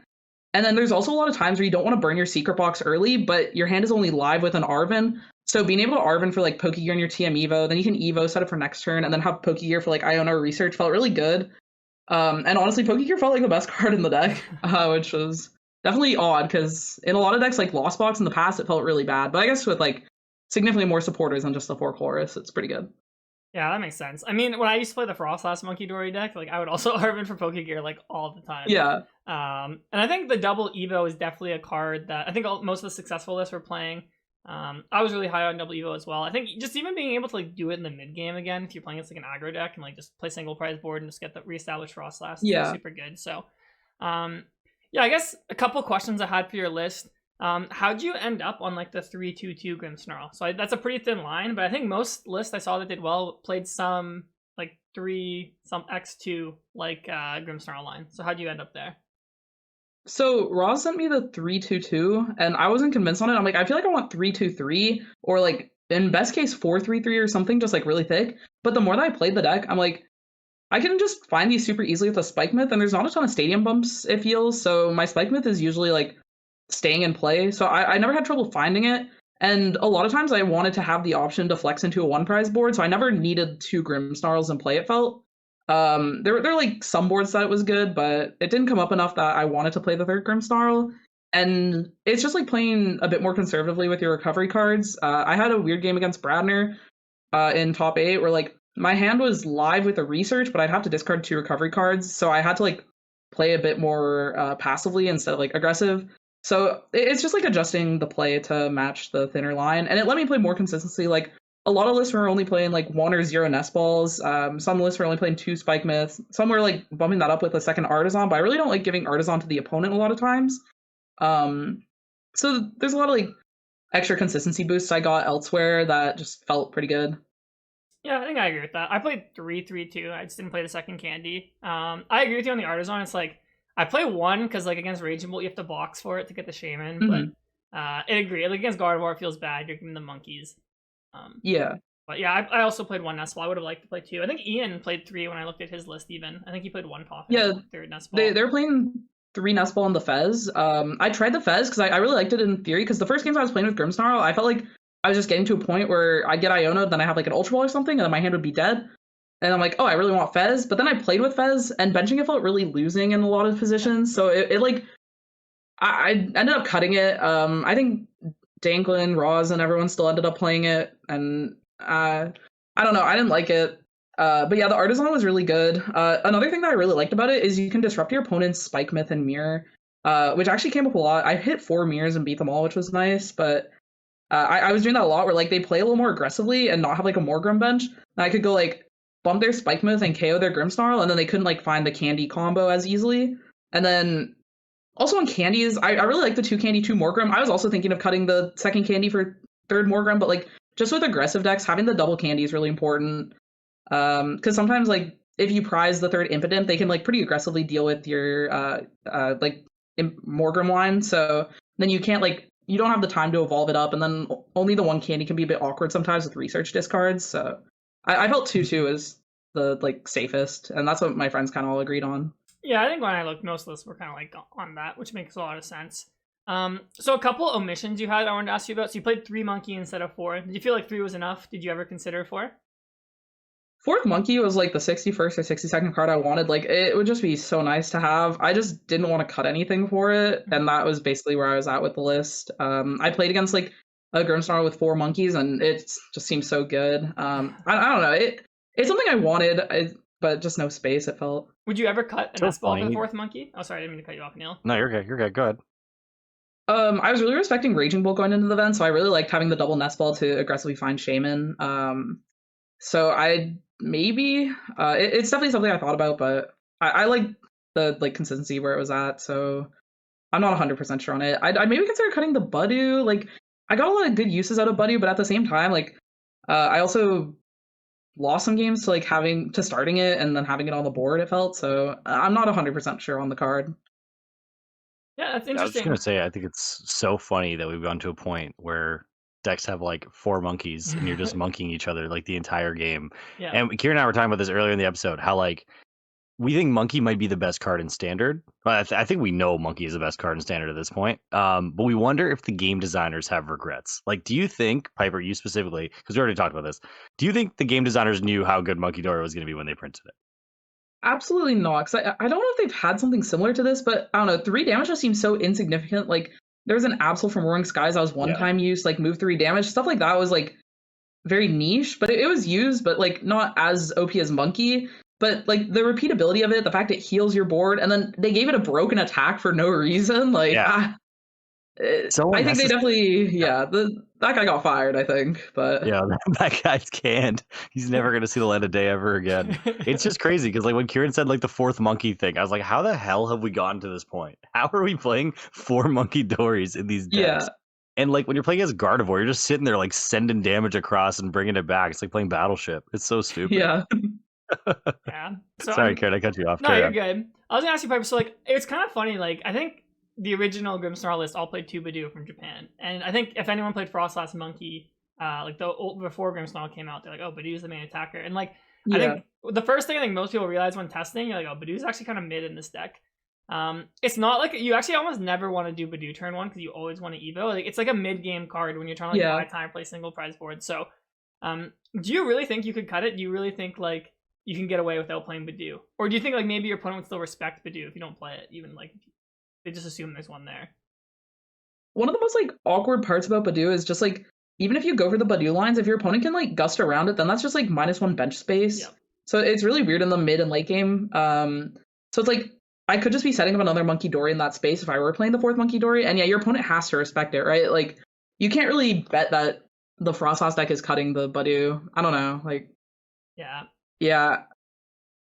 It depends. Like, I mean, I feel like it's good against like decks like Raging Bolt, or like even like if you play against Golden Go, like in the mid game, you just like use it. But against like the top decks, like Budew is actually not that good. Like Mirror, it's not good. Like, any deck that plays Monkey, like Budew is just like useless. Not useless, but like not that good.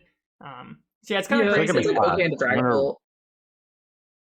I feel like I'm in class, so I'm gonna raise my hand. You guys are the Grimmsnarl people. I'm like the student. I never was testing this for a second before NAIC. I never thought about it. Actually, I have 2 questions. First one, talk to me about Maractus. Why is Maractus not in this build? Is there were you guys scared of Leaves and Bolt? Like, was there just too many outs that you guys didn't think it was worth it anymore? That's my reason, I think. I don't know, Piper, what your reason is for not playing Maractus. Yeah, I mean, I was testing against like Julian playing Bolt, and he's like playing it with the Labella group, like that's been playing Bolt, and they're playing Turo, Prime Catcher, Palpad, Iron Leaves. Like, it just doesn't work. Exactly. Like, Joltik, I saw Zool was like playing Switch on stream with Prime Catcher and Iron Leaves. It just doesn't work. I feel like it just punishes poor play, but I feel like the deck already punishes poor play enough, just like based on how spread works. But yeah, that's why I was surprised. I was surprised to see like a Maractus and Tords deck too, right? Like, it just feels like that kind of effect right now is not very good. Like Sob/Corner Lock, it's just, I don't know. It was good at one point, and now it feels like everyone's playing out to it. My second and more important question is, did you get your Grimmsnarls from Banana Games? Yes or no? No. Boo. Well, What the I hell, like checked man? all the local game stores in Canada. They didn't have any. And my mom texted me one Friday morning. She was running to Target because she lives in the States. And Yeah. they had them for $15. So she got 8 Marnie's Grimmsnarl decks for me and all my friends. So we were set. What the hell? Your mom's a Very scalper. noted. No. She had to open them to have suitcase space, so we weren't scalping No, though. I know, I'm We have messing 2 with sealed you. left though, if anyone's interested. $50 each. Okay, now Yo, there's $50 scalping each. going on. That's a steal right now. That's a steal. You see, the best part about being in Canada is you pay like twice as much for everything, and you make Yeah. the same amount as your counterparts in the US. It's like a win-win situation. It's Yeah. great. Yeah, it's awesome. Cool. Another list omission I wanted to ask you about, Piper, is you didn't play Iron Bundle. That's a card I ended up playing that I really, really liked. Did you ever test the card, or did you ever like have any situations you're like, oh, this card would be good, or did you felt fine with like the double boss, double counter? I felt fine with double boss, double counter catcher. I feel like the cut is it's probably second counter catcher. I don't know. I felt like playing from behind was pretty viable in a lot of situations, especially since I was trying to Evo as much as possible. And that's kind of another reason I want to cut Badoo, because I want to Evo as much as possible. But yeah, Evoing, like most of the time my opponent's taking the first prize, so I can use CC, and then the double boss is like better against like decks that are Badooing me or just kind of stalemating like Guardy or Dragapult, just to be a bit more aggressive. So I don't know, like bundles, it's good against Pult with the Badoo, I feel, but against Guardy where you're kind of fine, worst case, just killing their active, I feel like it's not as necessary. Especially with the new Guardy build, like a lot of times a monkey just ends up in the active, so you're down to just take that out and force them to burn recovery to get it back. Yeah, that's fair. I found like I don't know, like I hit 4 Joltics. I played Defiance and Bundle, and like it actually helps you beat Joltik. But I guess like you don't respect that. Get to the top tables. Joltik doesn't exist. Yeah, right? I've disrespected Joltik the last 2 events, and I haven't hit any. I played like a best of 3 before both events with my list and won. Like I don't know, it's like I can also like bet on my Joltik opponents misplaying because not many good players play it. Oh, like man. Allegations are flying today. Bro. They're in the crayon section, I guess. I have the Holy. worst story about that. What Piper just said. It's like I played against 2 Joltics, and I was in line with someone, and I was basically like I was explaining how I beat 2 Joltics. They're like, "How'd you win?" I was like, "Oh, like I got a really good setup," and I'm like, people playing Joltik like they don't really like know how to play matchups as well, right? And the guy behind me was one of my opponents. I felt so bad. Yo. Oh no. Yo, you just lost as a viewer for life, man. I You're doing know. damage to the brand. Like, What the hell? I mean, I apologize. He was very nice about it. Like, I mean, like, I was just like being honest, I guess, but it was just like really bad timing. Yeah. But like, he kind of has to be nice about it. He can't like fist fight you at a Pokemon tournament. He was such a chill guy. I really liked him. We had like I enjoyed playing with him. But I'm like, oh man, like that's tough. Instant lesson on always being positive, right? Be vigilant of who's around you. Yeah, I mean it's not that bad. Like I'm not gonna lose sleep over it or anything. It was just kind of funny that like it happened. That guy is. He's gonna lose sleep. I don't know. He thought it was funny. You're embedded the game. Hopefully he thought it was funny. That's a good story. I mean, I kind of agree with Piper though, right? Like we've always talked about how better players don't tend to favor like aggressive decks type of thing, right? Yeah. And like one of the nice things about playing Grimmsnarl is like a lot of your opponents like don't know how to play around spread, or like they don't understand how to like not bench stuff, or like like how to use their own monkeys or stuff like that. So you win a lot of games just like against like Dragapult players who are like targeting process, or like you win against like Rageable players who like are putting too much things with abilities down. So it's definitely a big plus about playing the deck for sure. I said this after Milwaukee too. I was like, I played Joltik in Milwaukee. This is before it like kind of blew up. I just want to play Joltik because my boy sent it to me. Guys, I was so hungover day 2. Like I didn't even know where I was, and I was playing the deck to the same level of efficiency as I was in day 1. It is insane how much you can turn off your brain with that deck. So as much as I was like clowning you for saying that, it is absolutely true. Like I'm not classifying the sort of player that plays Joltik as one big entity, but I will say that it is quite easy to play, and like you can be 20% brain and still probably play at the same efficiency as 100% brain, which is a pro and con. Yeah. A little bit of hyperbole in there, but the sentiment I think is there. I over-exaggerate a bit. I mean, at the Masters Cup, like I was watching top 8, it was Rowan against Hedrick, and Hedrick was playing Joltik, and I'm like, for like Hedrick's like super good, but I'm like he couldn't do anything. Like Rowan just had to got to control the game. Yeah. Like he got to play strategy, and like Hedrick didn't. So, yeah, I think it's fair. Like what you're saying, just like disrespect it. If you hit it, unlucky, or just like try and play better. So, yeah. Yeah, I guess. Cool. Anything else on the list, Piper, you considered, you thought was like some spice you were maybe trying, or like that didn't end up making it in, or any cards you're like, oh, this card was useless, like in my deck? Not really. I guess the only thing is I used the technically suboptimal snow runs and it didn't matter once. Yeah. Nice. I always say if my snow run's getting which ones copied, are the optimal the game's snow not runs? going well. Well, these ones could get like copied by Mew, and you get like Iono to 1 and then Astonish. But I'm like, if I have a snow run in play at that point in the game against a deck that can Mew me, I think I lost. Yeah, like they can just double monkey kill it, I'm pretty sure. You're supposed to play, I think, this snow run. This one, yeah. Yeah, that one. Oh, okay. And okay, yeah, this is never gonna matter. I was gonna shame you for it, but it's like the Duskulls. Yeah, the Duskulls, yeah. Why did you play that one? Did you just not have access to this one? Well, those are the ones I had in my deck. I don't think I had the other ones on me, and I didn't really care enough to find the optimal ones. And that one's cuter, so that's what really matters. My deck looked better with them. I respect that heavily, actually. I was playing the unoptimal Hoot Hoots for the longest time because they're foiled. You can get like the non-triple stab ones. My mentality is, if I'm using triple stab, I might as well just scoop it up and look pretty doing it. Might as well have a pretty Hoot Hoot. Like that's it. Bro, I can't wait until we have a stream game where someone gets astonished with Mew. Like something like that happens. Like it's gonna be so hype. Like. Oh yeah. Oh yeah. I forget who was it. Cyrus who started the initial like Mew Duskull Discord. Yeah, and like Cyrus was like they're being serious. Oh, that one was like egregious too, because it's like if they perplex with a Defiance Bandit, 2 shots your Duskull or something like that. Like that's just not happening. Yeah. Y'all just got too much time on your hands. It's not that deep. It's not that deep. It's not.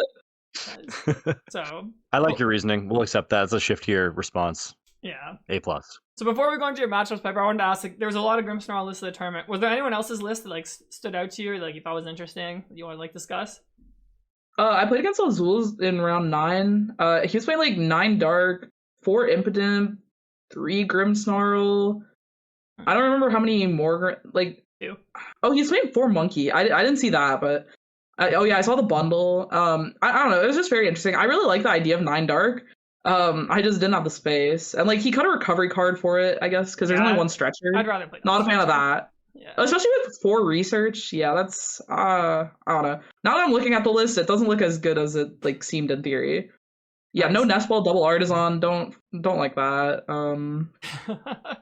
All right, Azul, Piper's calling your deck building mid. Here we go. Azul, I mean, forget Julian's off the hook. This is an Azul. I went 2-0 against him, so I mean, those are fighting words. I was talking to Azul like briefly on day 1. He basically told me he just wanted to make his deck consistent, like do what it needs to do. Yeah. But I agree with you. Like I think like second Artisan is like always worse than just playing an S-ball. Yeah. The E-Switch is cool. It's a card I've wanted to play in Gardevoir and Grimmsnarl for like the longest time, but then I like test it and I'm like, why am I not just playing an additional consistency card? That's like it's not worth it. Because like I'm like if I'm arbitering for E-Switch, like my turn's pretty mid. Like yeah, I'm not drawing this thing naturally. I mean maybe I'm drawing it naturally, but like then I'm like high rolling. So he's optimal Snorruns though, so I mean yes, Azul does have the optimal Snorrun, so he's better than us in that sense. Out of curiosity, is this the exact list he posted on his YouTube? I think it's a little bit different. Okay. Yeah. All right. Just need to know for science, just to know if we can out or play 4 days before and still do well. Guess not. I think he outed his Miraidon list. He won regionals with. Yeah, he definitely outed the Miraidon list. I respect that. He's just saying like, yo, I'm better than y'all. Yeah, exactly. We'd have the same 60. I mean, he is. Yeah, exactly. He is. I respect that. Yeah. The other list that was interesting that I liked for this was like Isaiah's list, Isaiah Williams. Like he played it more like a control list. Like he played like double Maractus. Like I mean that's basically the main thing with 4 counter catcher. And played it more control. So I mean like we kind of said like Piper and I like there's too many switch cards in Raging Ball, but I guess if you play double Maractus quad counter catcher, you can like probably get it to stick at some point. Yeah. I mean, the only issue there is like they have to bench something for you to trap, and even the Knockdowns, like your Maractus is ticking, like it just feels a bit odd. Especially because you have to cut consistency for the second Maractus and like 2-3 extra counter catchers depending on the list. Like I don't know, 1 Evo is so sus. Like I feel like you just need to Evo against decks like Raging Bolt, it feels, to get like the Frost Blast ticks, or you need them to like whiff a turn. Yeah. So I don't know. I mean, it's cool though. I agree, it's cool. I had a list that was also like more Frostlass focused. I think I had 2-3 Frostlass. I had Bidoof, and I played Bravery Charm in it as well, because then you can charm the Bidoof. He has Tatsugiri in here, which like I tried it because like in theory I'm like, oh, this card's really good, but then like I'm like, any deck that like plays Disruption, I'm trying to use Tatsu, like they're just gonna Monkey or Phantom Dive me. So like that's why I didn't play Tatsugiri. Like I don't know if you feel the same, but basically I just play Pokemon I want to have on my board, and if it's not Monkey Dory or Grimmsnarl and sometimes Frostlass, I don't really want to have it on my board. Like, so I know the Japanese players were also playing like 4 Monkey and Tatsu. Like I feel like your board just gets cluttered, and then you don't have as strong of a board into other decks. Like, even Shaman at a point, it's like, if I can have an extra Monkey Dory against a deck that I want Shaman against, I usually rather the extra Monkey Dory, except for, like, Raging Bolt. But, like, Grimmsnarl, Mirror, or Guardy, I'd rather have an extra Monkey Dory than Shaman down a lot of times. Assuming I can keep up the attachments. Yeah, I think the Japanese players played, like, Blood Moon as well. Before you pivot off that, or I guess you already did, there's a really important thing in his list that we got to talk about after. You can go back after, it's all good. I forgot how to spell Yoshi's name, because I know his list was playing it. I think that was at the Masters Cup. I don't know if he played it to the main event too. I think no, this is a different list from Shinosuke. That's a Cleffa. Yeah, I don't know. Cleffa's just like how Piper's saying, it griefs a bench spot. Like it's like the same reason I didn't play it in Guardy. It's like using Grasping Draw is like you're kind of like wasting your turn because you're not using Evo or Itchy Pollen, and you're not like, well, you're not setting up your own board that turn, and then you're not disrupting your opponent. So it doesn't really like get you any advantage. That's how I felt about the card in like after Milwaukee and Guardy, which is why I didn't play it to Portland and Guardy.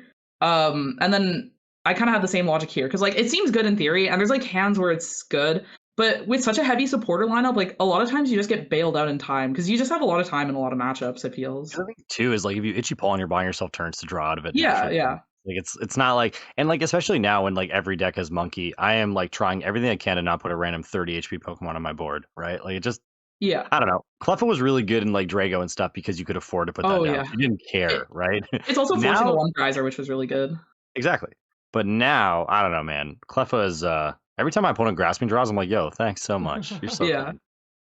Yeah, I mean, I don't know if this is exactly this as all the Japanese players played. I just found Takuto's list, but like their list was really weird to me. Like they played Blood Moon Switch with like one Ultra Ball. I'm like, how are you finding this card? Because you're normally like in the matchups you want to use it, like you're at 4 prizes yourself or something. So I'm like, am I Ionoing like Blood Moon? Like, I don't know. Like it definitely feels odd. I don't know. Yeah, I never tested Blood Moon. Like I played a bit of Frostlass Monkey Dory, and in that deck it's good. But then like in this, the Grimmsnarl, it's doing 30 less damage like in total, but you get more control over it. So it's like you don't overkill stuff. So it feels like most of the time the Grimmsnarl attack is just sufficient in its place. Like I never had a spot where like Blood Moon would have won me a game that I didn't just have Grimmsnarl attack to win. Agreed. I think it's like I just like, how am I finding this thing? Like I tested a decent amount. I'm not finding this when I need it, because a lot of times I want to combo with Iono as well, and if I'm Ionoing, like I'm not drawing it. So it was interesting though, because a lot of the Japanese players did play it, and they put Switch in their deck, which I just feel like Switch is just like, I don't know, it's not horrible because against Gardevoir you get Mind Bended a lot, but like like that 2-card combo in there. I don't know. They also played double Bidoof Tatsu, which is interesting, and double Artisan. And never doubt the Japanese, Ciaran. They have Suika cards and we don't. Right.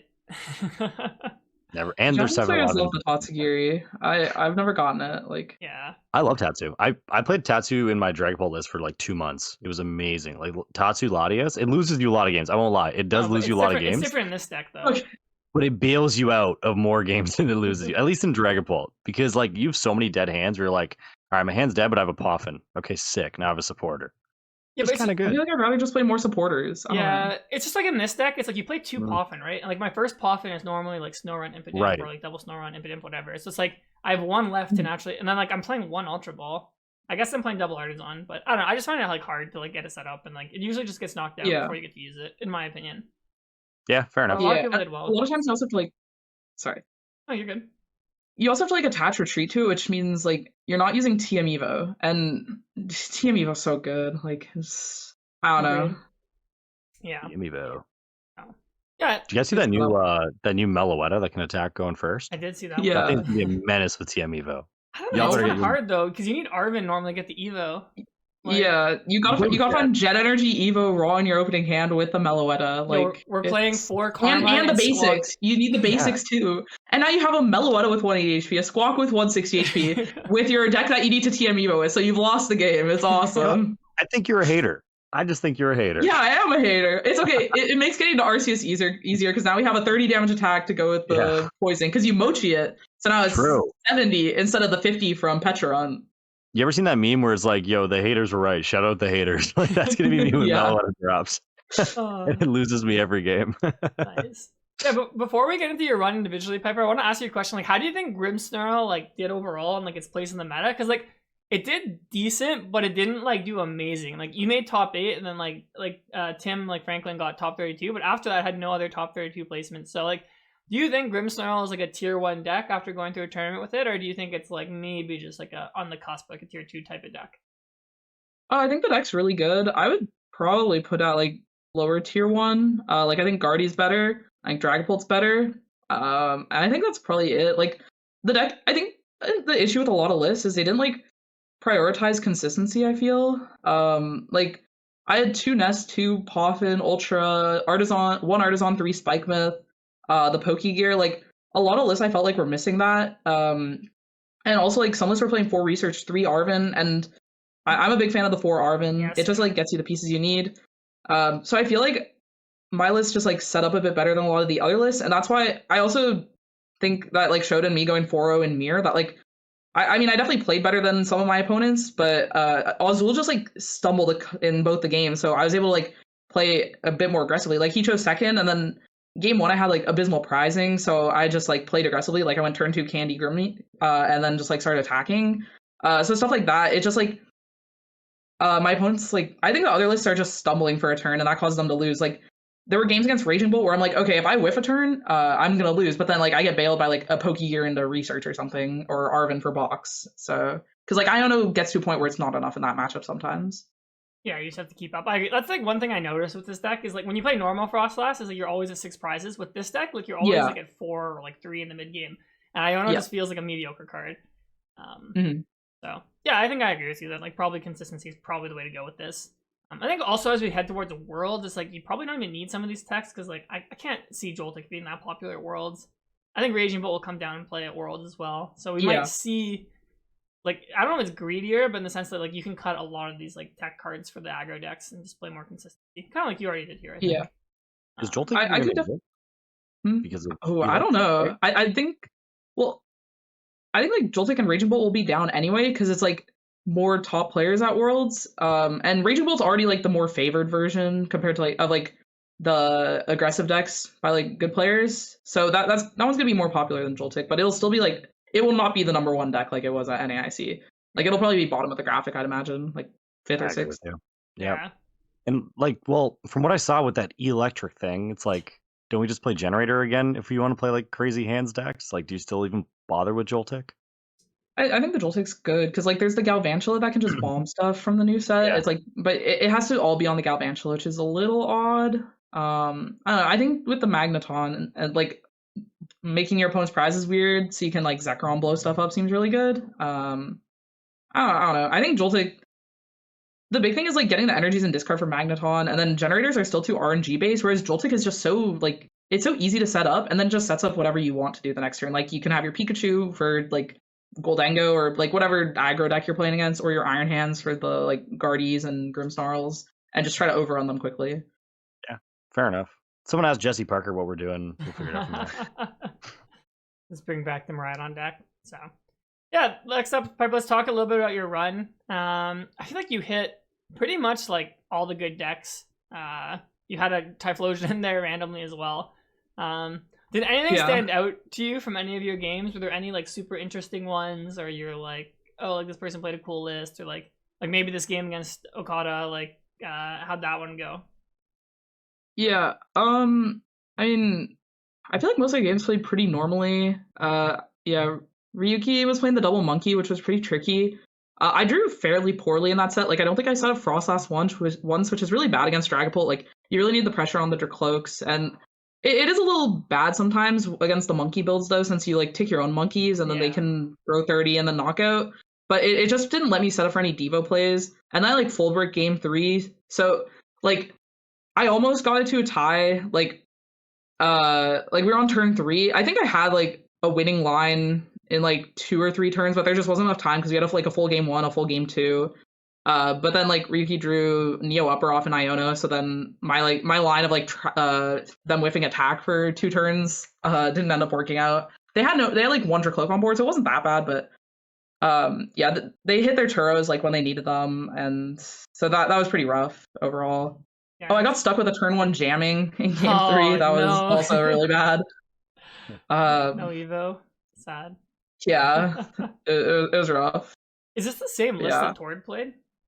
I think Tord played 4th boss over Shaman from what I remember. And 60 are the same. I wonder if they work together, or if they just both independently got Probably.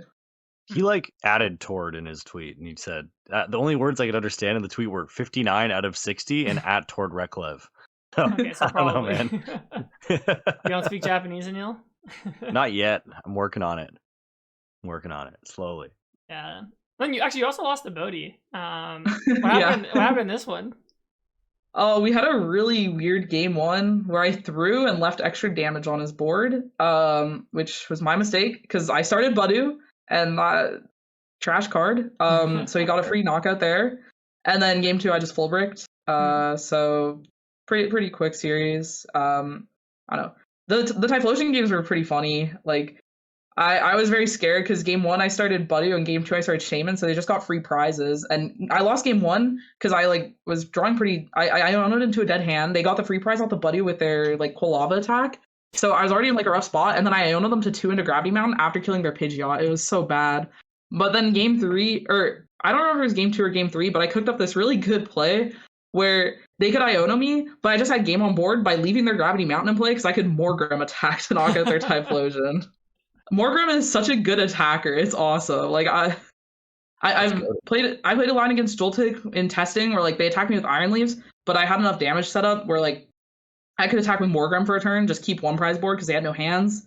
So there's a lot of cool stuff with the Morgrim attack. I think it's good to use against Guardy. I'm still like not 100% sure, like because then they can't Mindbend response, which is really good. And then you can like evolve it if for whatever reason they do, but it just KOs stuff really easily. That's what I did against Henry in games 2 and 3. I played game 1 really badly against him.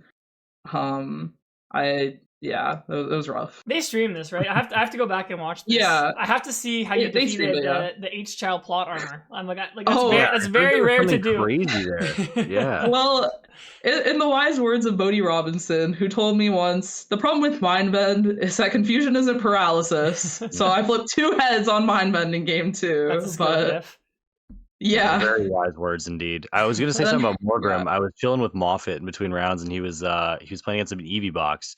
And we deduced that the way you beat Leafeon is actually to Morgrim them first. I never even thought about that. Because Morgrim's attack is so good that once you evolve, you can just one-tap with a band.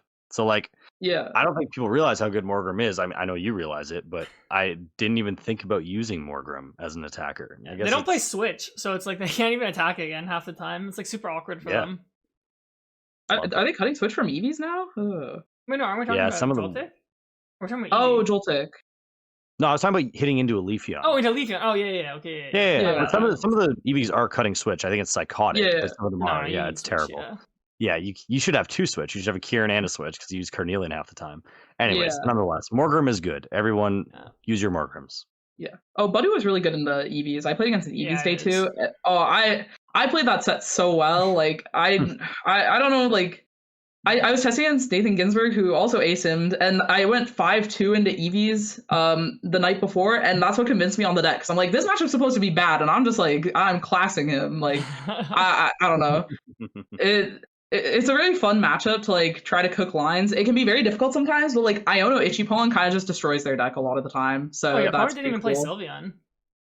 Oh yeah. Bodhi hit them in round 10, and we didn't know that, but yeah. The Sylveon doesn't matter in the matchup though, it feels. I mean, sometimes like if they lead with Angelite, it's a little annoying because they put the Frost Lasses back, but like I mean, double Evo is usually fine though for that. I felt honestly that's kind of a losing play for Eevee because you need all the the EVs themselves on into Leafeons, and like if you use your Energy Evolution Eevee early, you immediately almost lose the game.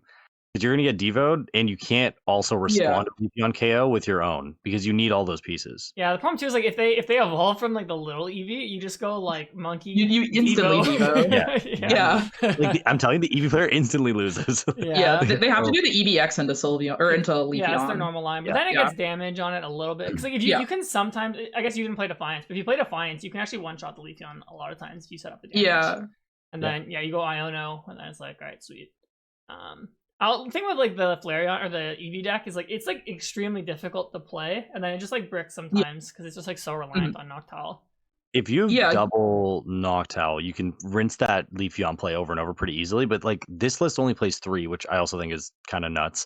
But you need so much. There's so much pressure on your Noctowls to continuously perform that as soon as you like don't have one, or your opponent Ionas you out of one, and I mean Watchtower is also a card, the entire deck just breaks. Yeah, that's kind of what happened in game 2. Like, I went TM Evo, because my opponent chose first, which I just think is wrong. I think Grimmsnarl wants to go second into everything and just TM Evo. Agreed. Especially with only 2 Poffin, like, the Arven is so much more powerful in the deck. So I don't know why, like, I had opponents choosing first into me. Like, I think they should always be choosing second. I had Raging Bolts choose first into me, but anyhow, game 2, they went first. They had 2 Hoot Hoots. Then they evolved both into Noctowls to get a Water Palm play, and like they killed my Impidimp and Morgrem. But then I just, like, stretchered one back, Iono'd them, and then they couldn't do anything because they just got all the energies off their board. They used their Crystal on the Water Pond and both their Hoot Hoots. They didn't have any more. So then I just got to, like, sit there for a bit. Their EVX was ticking, and I got to countercatch it, so they didn't even get to evolve it into Leafeon. Like, it just plays like that really destroyed the deck. And even with the Leafeon, the matchup doesn't feel that bad, which is nice. Yeah, it's probably a 40-60 in my opinion. And that's, like, if they play, like, really well. Feels right. Yeah. So nice. And then what happened in your match against Bradner? Because I feel like do you think like their list was like favored into Grimmsnarl? Do you think it's a close matchup? Do you still think it's favored? What are your thoughts on the Chow Bradner journey? I think the matchup's favored, and I got very unlucky versus Bradner. You know, he wins the coin flip, right? So he chooses second, of course, because he's a good player, and my deck wants to go second into his. I'm looking at my opening hand. Budu, no outs to basic. Like, if this guy opens Screamtail, I'm not going to be happy. I look at my top deck. No more basics. He opens Screamtail. I got Donk game 1. Yeah, it was. Bradner had too much aura. Game 2 went pretty normally. I set up like 3 monkeys on him. Kind of just destroyed him. Then game 3, looking at my hand, not very live. Draw attached to my Snorunt and pass. Next turn, draw Budu. Retreat Itchy Pollen. Next turn I draw Secret Box, but by then, like, he set up both his Curlias under Itchy Pollen. Like, it was just so over. Like, that's shocked. Damn, that sucks. Yeah, it's unfortunate, but I mean, happy to get to top 8. So yeah, I mean, when you play this matchup, do you just skip Frostlass since they don't play Drifloon? You just like guys play straight up. Yeah, that's what I was doing against Henry, and then I set up Frostlass game 2 against Bradner, and then I was kind of forced to set it up game 3. It felt like I was in a weird spot where I already had Budu on my board, and I didn't want the Snorunt to just be a free prize at any point, because I knew he played E-Switch, so he could, even if he had no monkeys on board, he could just take a knockout on it. So I felt like I needed to evolve it, but then I kind of stumbled, just because I had like such a slow start, and he was able to like find his energies for the monkeys, so like, it ended up, I think the Frostlass is really weak against this build, just because they have the 4 monkeys, 4 dark, and E-Switch, and the Turbo Energize. But yeah, I don't think Frostlass is very good against them. I don't know if it was a mistake to set it up in game 3, though. It's kind of hard to say. That game felt pretty chalk no matter what, though. Yeah, from what you're describing. Actually, I'm curious what the odds are of starting Budu in your build. Let's see. I like this 2-1 Limitless. I love it. Yeah. All right. Okay, it's 5%, 5.5% to start Budu. It's 5.5% for starter and no outs. Like, I have my 4 stadiums, my Ultra Ball, 2 Nest Balls, 2 Poffins, all the other basics I could top deck. Secret Box, like, and Bradner has to start the Screamtail. Oh yeah, and have an energy. The energy isn't too difficult, but all that, like, let's see the unfortunate. Screamtail. Bradner had the script writers on his side for that one. In the chat. All right, 15% to start with Screamtail, plus the 5% Piper starts with her Budu. That's like 0.75%. Then I have to factor in like her not drawing any basics. It's like literally like 1 in 1,000 probably. It's so bad. Yeah. You should play the lottery. Pretty good. Yeah. But yeah, like successful tournament though. Pretty hype. To make top cut in IC. Is that your first IC top cut, or have you top cut IC before? In Masters, yeah. Masters is nice, yeah. I had to win it in like 3 years ago, and I got aura farmed by Azul. He like flipped heads on the flying Pikachu paralysis, and I got Marnied into a dead hand as Arc Intel. No Ciaran's care. Very Sounds cool. like these are just all skill diffs that you're just not recognizing. Yeah, honestly. Arc Intel. I got my revenge this year.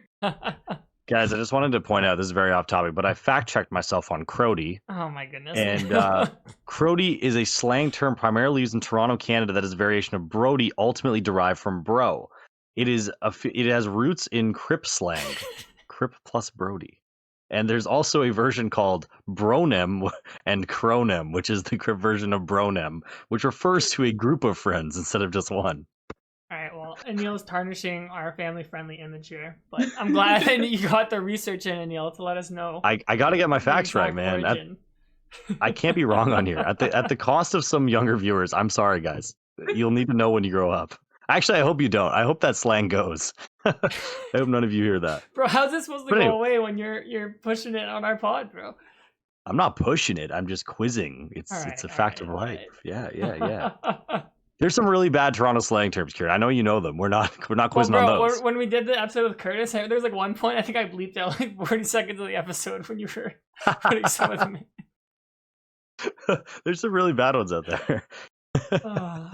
So nice. Cool. Well, there you go. I don't have any other questions about the Grimmsnarl run specifically. Aneil, do you have any other questions you want to ask about Grimmsnarl? No, I just wanted to ask, like, how does it, like, I know you took a break for a while from playing, right? Do I have that correct? Not really. I mean, no, I thought you went away from it. No, my first half of the season was pretty chalked. I don't feel like I really played it, but that's like. Okay, I don't know. I don't know why I remember you saying you took like a small break or something, but how does it feel to like, I don't know, making bank playing Pokemon while in school? It seems pretty decent. Like, was it different to Top Cut and NAIC? Like, what was the whole feeling of the whole tournament? Yeah, Top 8 at IC felt great. I mean, Top 8 and IC pays for a year tuition, so pretty good. Yeah. Shout out Canada. Yeah. One of the greatest reasons to go to school here. Yeah. Yeah, true. That's crazy to me when I looked up how much out-of-state tuition is in the States.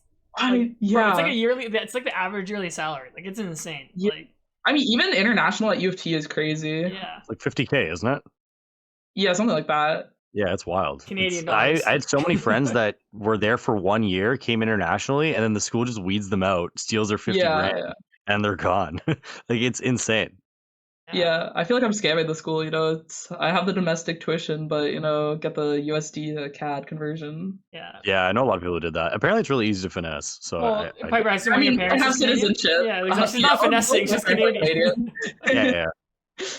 There's a lot of people who don't have that. Get away with it. I can tell you that from experience. But they make so much money. It is ridiculous. Like, you look at like the construction they do, like where a city would take like 3 years to do, like put up a parking garage, it's built in like a day because these guys have so much money. I'm glad that universities are getting that done. Also, I don't know, like, Piper, what is your thoughts? This is getting off Pokemon topic now, on like the culture at U of T. So like a lot of people say like U of T has no like student like culture or vibes. Like, what's your opinion on that? Because maybe it's different for you because you're not from Toronto. Yeah, I mean, not wrong. I just mostly hang out with Pokemon people in Toronto. Fair enough. And yeah. I mean, the campus is sick though. I love U of T's campus. Like, just the annex, like the neighborhood where it's like, so sick. Convocation Hall. Just being in the city is also very convenient. Yeah. When you graduate and you go through Convocation Hall, it's like euphoric. It's crazy. Like, you'll be like, damn, this place looks rustic. Like, it's it is next a pretty level. cool place. Piper, have you seen Mean Girls? No. Oh, you've never seen Mean Girls? Oh, okay. I was gonna say like spoiler for anyone who hasn't seen Mean Girls, but at the end when Regina gets hit by the bus, it's filmed in front of Convocation Hall at U of T. There you go. Bro, it's 2025. No one was planning on seeing Mean Girls for the first time at this point. Bro, it's either you've seen it or you haven't. Every year, like, like when you're on a plane and like you just want like a chill movie, like and you can like go on your phone or work while you're like watching on the plane. I watch Mean Girls every year. Normally on the flight to EUIC. That's normally Mean Girls is one of my plane movies. That's like a little bit too specific to be normal, but I love it. The past 2 years I've watched it on the plane, so I feel like it's just becoming my... Dude, the day of the Super Bowl, they filmed Secrets, like the Weeknd song. They filmed the music video for Secrets at U of T. And I was trying to study because I had an exam the next day, and they kicked us all out because this guy brought a whole production crew. Like, they film a ton of stuff. Lots. I think Good Will Hunting might be U of T as well. But yeah, they film so much stuff at U of T. Yeah. It has like it's almost like a old European like vibe for the school, like the way it looks, like almost like a castle. No, Yeah. UFT is sick. I like the campus. It's really nice. They upkeep it with our tuition. Yeah. Yay! I didn't go there for school, but if I didn't get into the program I did, I would have gone to UFT. You dodged it, buddy. I know. I was like, I'm from Toronto, so I didn't want to go there because I wanted to go to like a university town, like live on my own. But yeah, that was my backup there. You went to Laurier, right? Yeah, I went to Laurier, which is less prestigious than UFT. Like honestly, like I should have gone to UFT probably, but dude, like you had so much more fun than people at UFT have. Like, yeah, exactly, right. Yeah.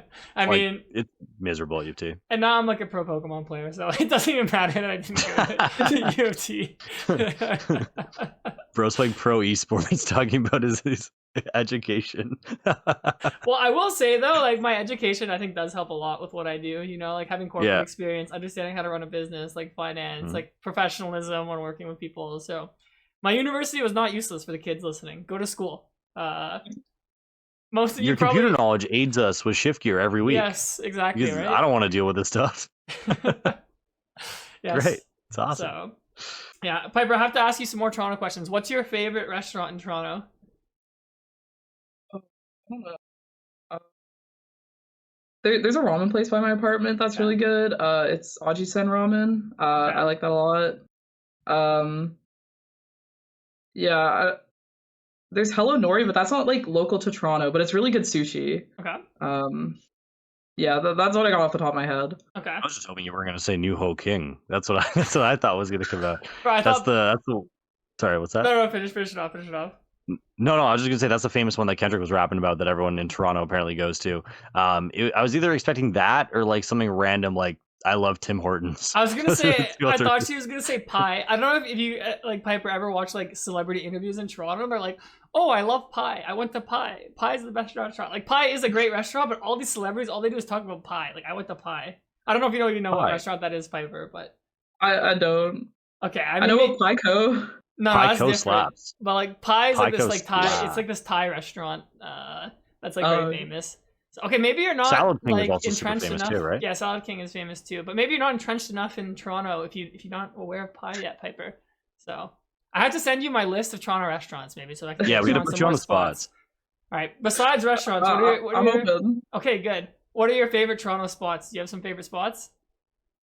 There's like some galleries at U of T that I went to for that I really like. I mean, yeah, I like the campus a lot. Like there's a lot of good spots at the campus. I feel. I don't remember what it's called, but like, is it Queens Park Crescent, something like that? I don't know. Like that area is nice. Yeah.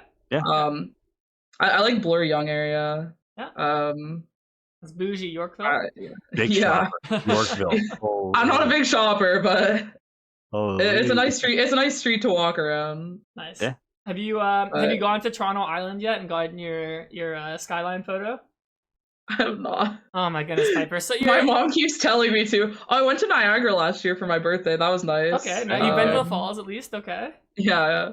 That was very fun. There's also a One Piece tournament there, coincidentally. Okay, so is that why you were there?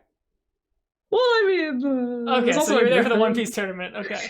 You gotta open a card shop on the island to get Piper to even have a chance at going, man. Big Banana Games hosting like League Cup on Toronto Island. Yeah, Banana Games Island version coming soon.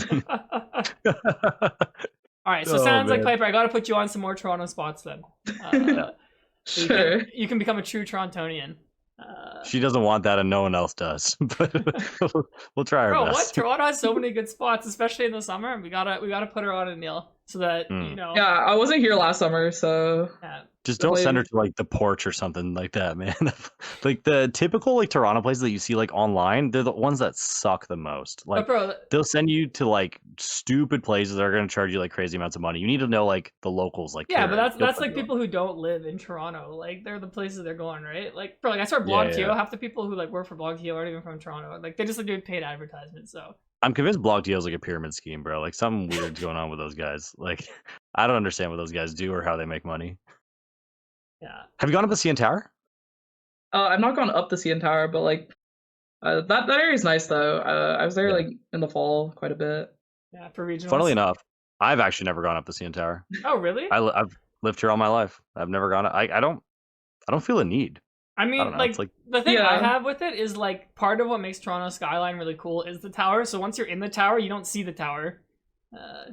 true. But pro tip for anyone, Aneil, if you ever go up the tower, or for Piper, it's like if you make a reservation at the restaurant at the top, like your ticket for the tower is included, then you just have to. And like the restaurant is like only an extra $30, so you basically get your ticket for like $30 or dinner for $30. Like the restaurant rotates, so it's kind of cool. Still, it's not like amazing or anything, but if you're ever gonna do it for anyone who visits for Toronto Regionals or something, like that's the pro tip to go to the CN Tower. There you go. We're learning. Either way, we will wrap this up. This is awesome. Nice, fun, chill session. This is like the podcaster's dream. Someone comes on, and it's just the same way that we always have it. So thank you, Piper. You're an awesome guest. Thanks for having me. Is there, we'll give you this like space to stage everything you have, shill anything you want to promote, tell people about your socials, your life, whatever you want. Stage is yours. Yeah, I mean, I think I'm branded ever as Piper Lepine, just first and last name. Yeah, shout out to Bodhi and Guinea for also getting ASIM at Nats. That was chill. Yeah, and everyone who supported me. Nice. There you go. There's like very little love it. shilling there. Yeah, that's like we show more than that. We're on here every week. Piper, do you do YouTube? I know you have a YouTube channel. I do have a YouTube, but I have not posted in a while because I got griefed by finals. I got my wisdom teeth pulled in May, and then I procrastinated after Portland, and it became irrelevant. Okay, well, anyways, go subscribe to her channel so when she's not procrastinating, you can go watch her go videos. subscribe. I'll probably do something this week. Yeah. Okay, When the thank you. Toronto Islands vlog drops, everyone go subscribe. Nice. Okay, well, there we go. I'm We writing did the that shilling, down. we I'll did the write that shilling down. for you, Yeah. Piper, right? We always make sure Thank you. there's shilling for our guests Yeah. on here. But yeah, I have nothing else, Aneil. No, we're good. Vote for the shifties. We'll put the link in the description for the form to fill out. Yo, new category. I just thought about it. Best podcast guest, like best shift gear guest We could put of that the on. year. That would be sick. We're gonna do that. I'm gonna put that on there. All right. And that way no one gets their feelings hurt because only one person's gonna win. You won't see the rest of the votes, but that person who wins, it's gonna be pretty sick. We're getting Piper, I don't know if we told you, we're sending out certificates this year to everyone who wins an award. Oh, Yeah, it's like it's a serious awesome. operation this year.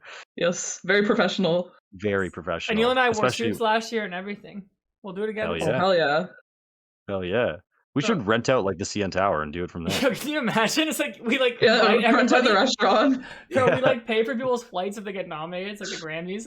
But we need to Yeah. like get it big enough that TPCI wants to run this, and we're like, TPCI, you pay us to do this, and then we host it. Have like a league cup in the day and then the awards Yes. at night. Yeah, we need a sponsor. We need all of y'all. Someone who's watching is rich as hell. I know you are. We need a sponsor. for Banana all the Game. dumb stuff. Somebody sponsor us. Well, I don't know if Jeremy has the bread like that to run this, but yo, if sales are good, Piper, your mom has to start buying the league decks from That's Banana. what I was gonna say. not If from Piper Banana. actually supported Banana Games and bought Marnie's Grimmsnarl's decks, maybe we could afford to do this. So. Someone sponsor us. We have too many dumb ideas, not Well, enough. we have Endgame sponsoring us, but yo, guys, go buy more Endgame sleeves so we can do this. Code Shift Gear. Yes, please. If you guys buy like 100,000 packs of sleeves, I think we'll make an. I don't even know if we'll make enough of our affiliate code, but I don't know if you'll make enough. we can maybe Low-key, play it a if they couple people. You have to rent out the space, get all the flights. Oh, that's gotta be expensive to rent out the space. Yo, that's a tough one. I don't know. I don't know if we have those. Well, either way, go buy Endgames. Code Shift Gear. Very good sleeves. Yeah. Aneil and I both use Absolutely. them. Very good. I use them at NAIC. They're good. Okay, there you go. Another endorsement. Not sponsored. Another endorsement. satisfied That's even customer. better. 5 stars out of 5. I was Beautiful. not paid to say that, I promise. Yeah, we don't have money for that. We just admitted we don't have money for that. So y'all know we're telling the truth. Anyways, we're not going to run down the CN Tower. We're going to do it right here, right now, or next week, not right now. Vote down below. Let us know what you think. Like we said, so you can either vote for one of the selected options or go off the board and give us a reason as to why you're voting for them. We got some fun categories. We got like Griefer of the Year, Ute of the Year. We got the 60 of the Year. We have like the Outbreak Player of the Year. So there's a ton of cool stuff going on. Make sure you vote down below. The And Piper, Outbreak thank you Player of again. the Year. What? The Breakout Player of the Year. The Outbreak Player of the Year sounds like so bad. outbreak. It sounds like a disease. That's You're what I'm right. We probably shouldn't do saying. that. All right. Not the outbreak of the year. There's no outbreaks. It's like Omicron variant. We're not voting for that. All right. It's the breakout player of the year. No diseases on the shift gear. But yeah, Piper, thanks again for coming on. This was lit. We had a great time. Anyone, if you have any questions for her down below, we'll I'm sure she'll be patrolling the comments. We'll send it to her. We'll get those answered as well. And let us know down below how you liked NAIC and all the stuff we talked about in the first half of the episode. But that is all from us. Thank you all for being here. We'll see you next week. Peace. Later.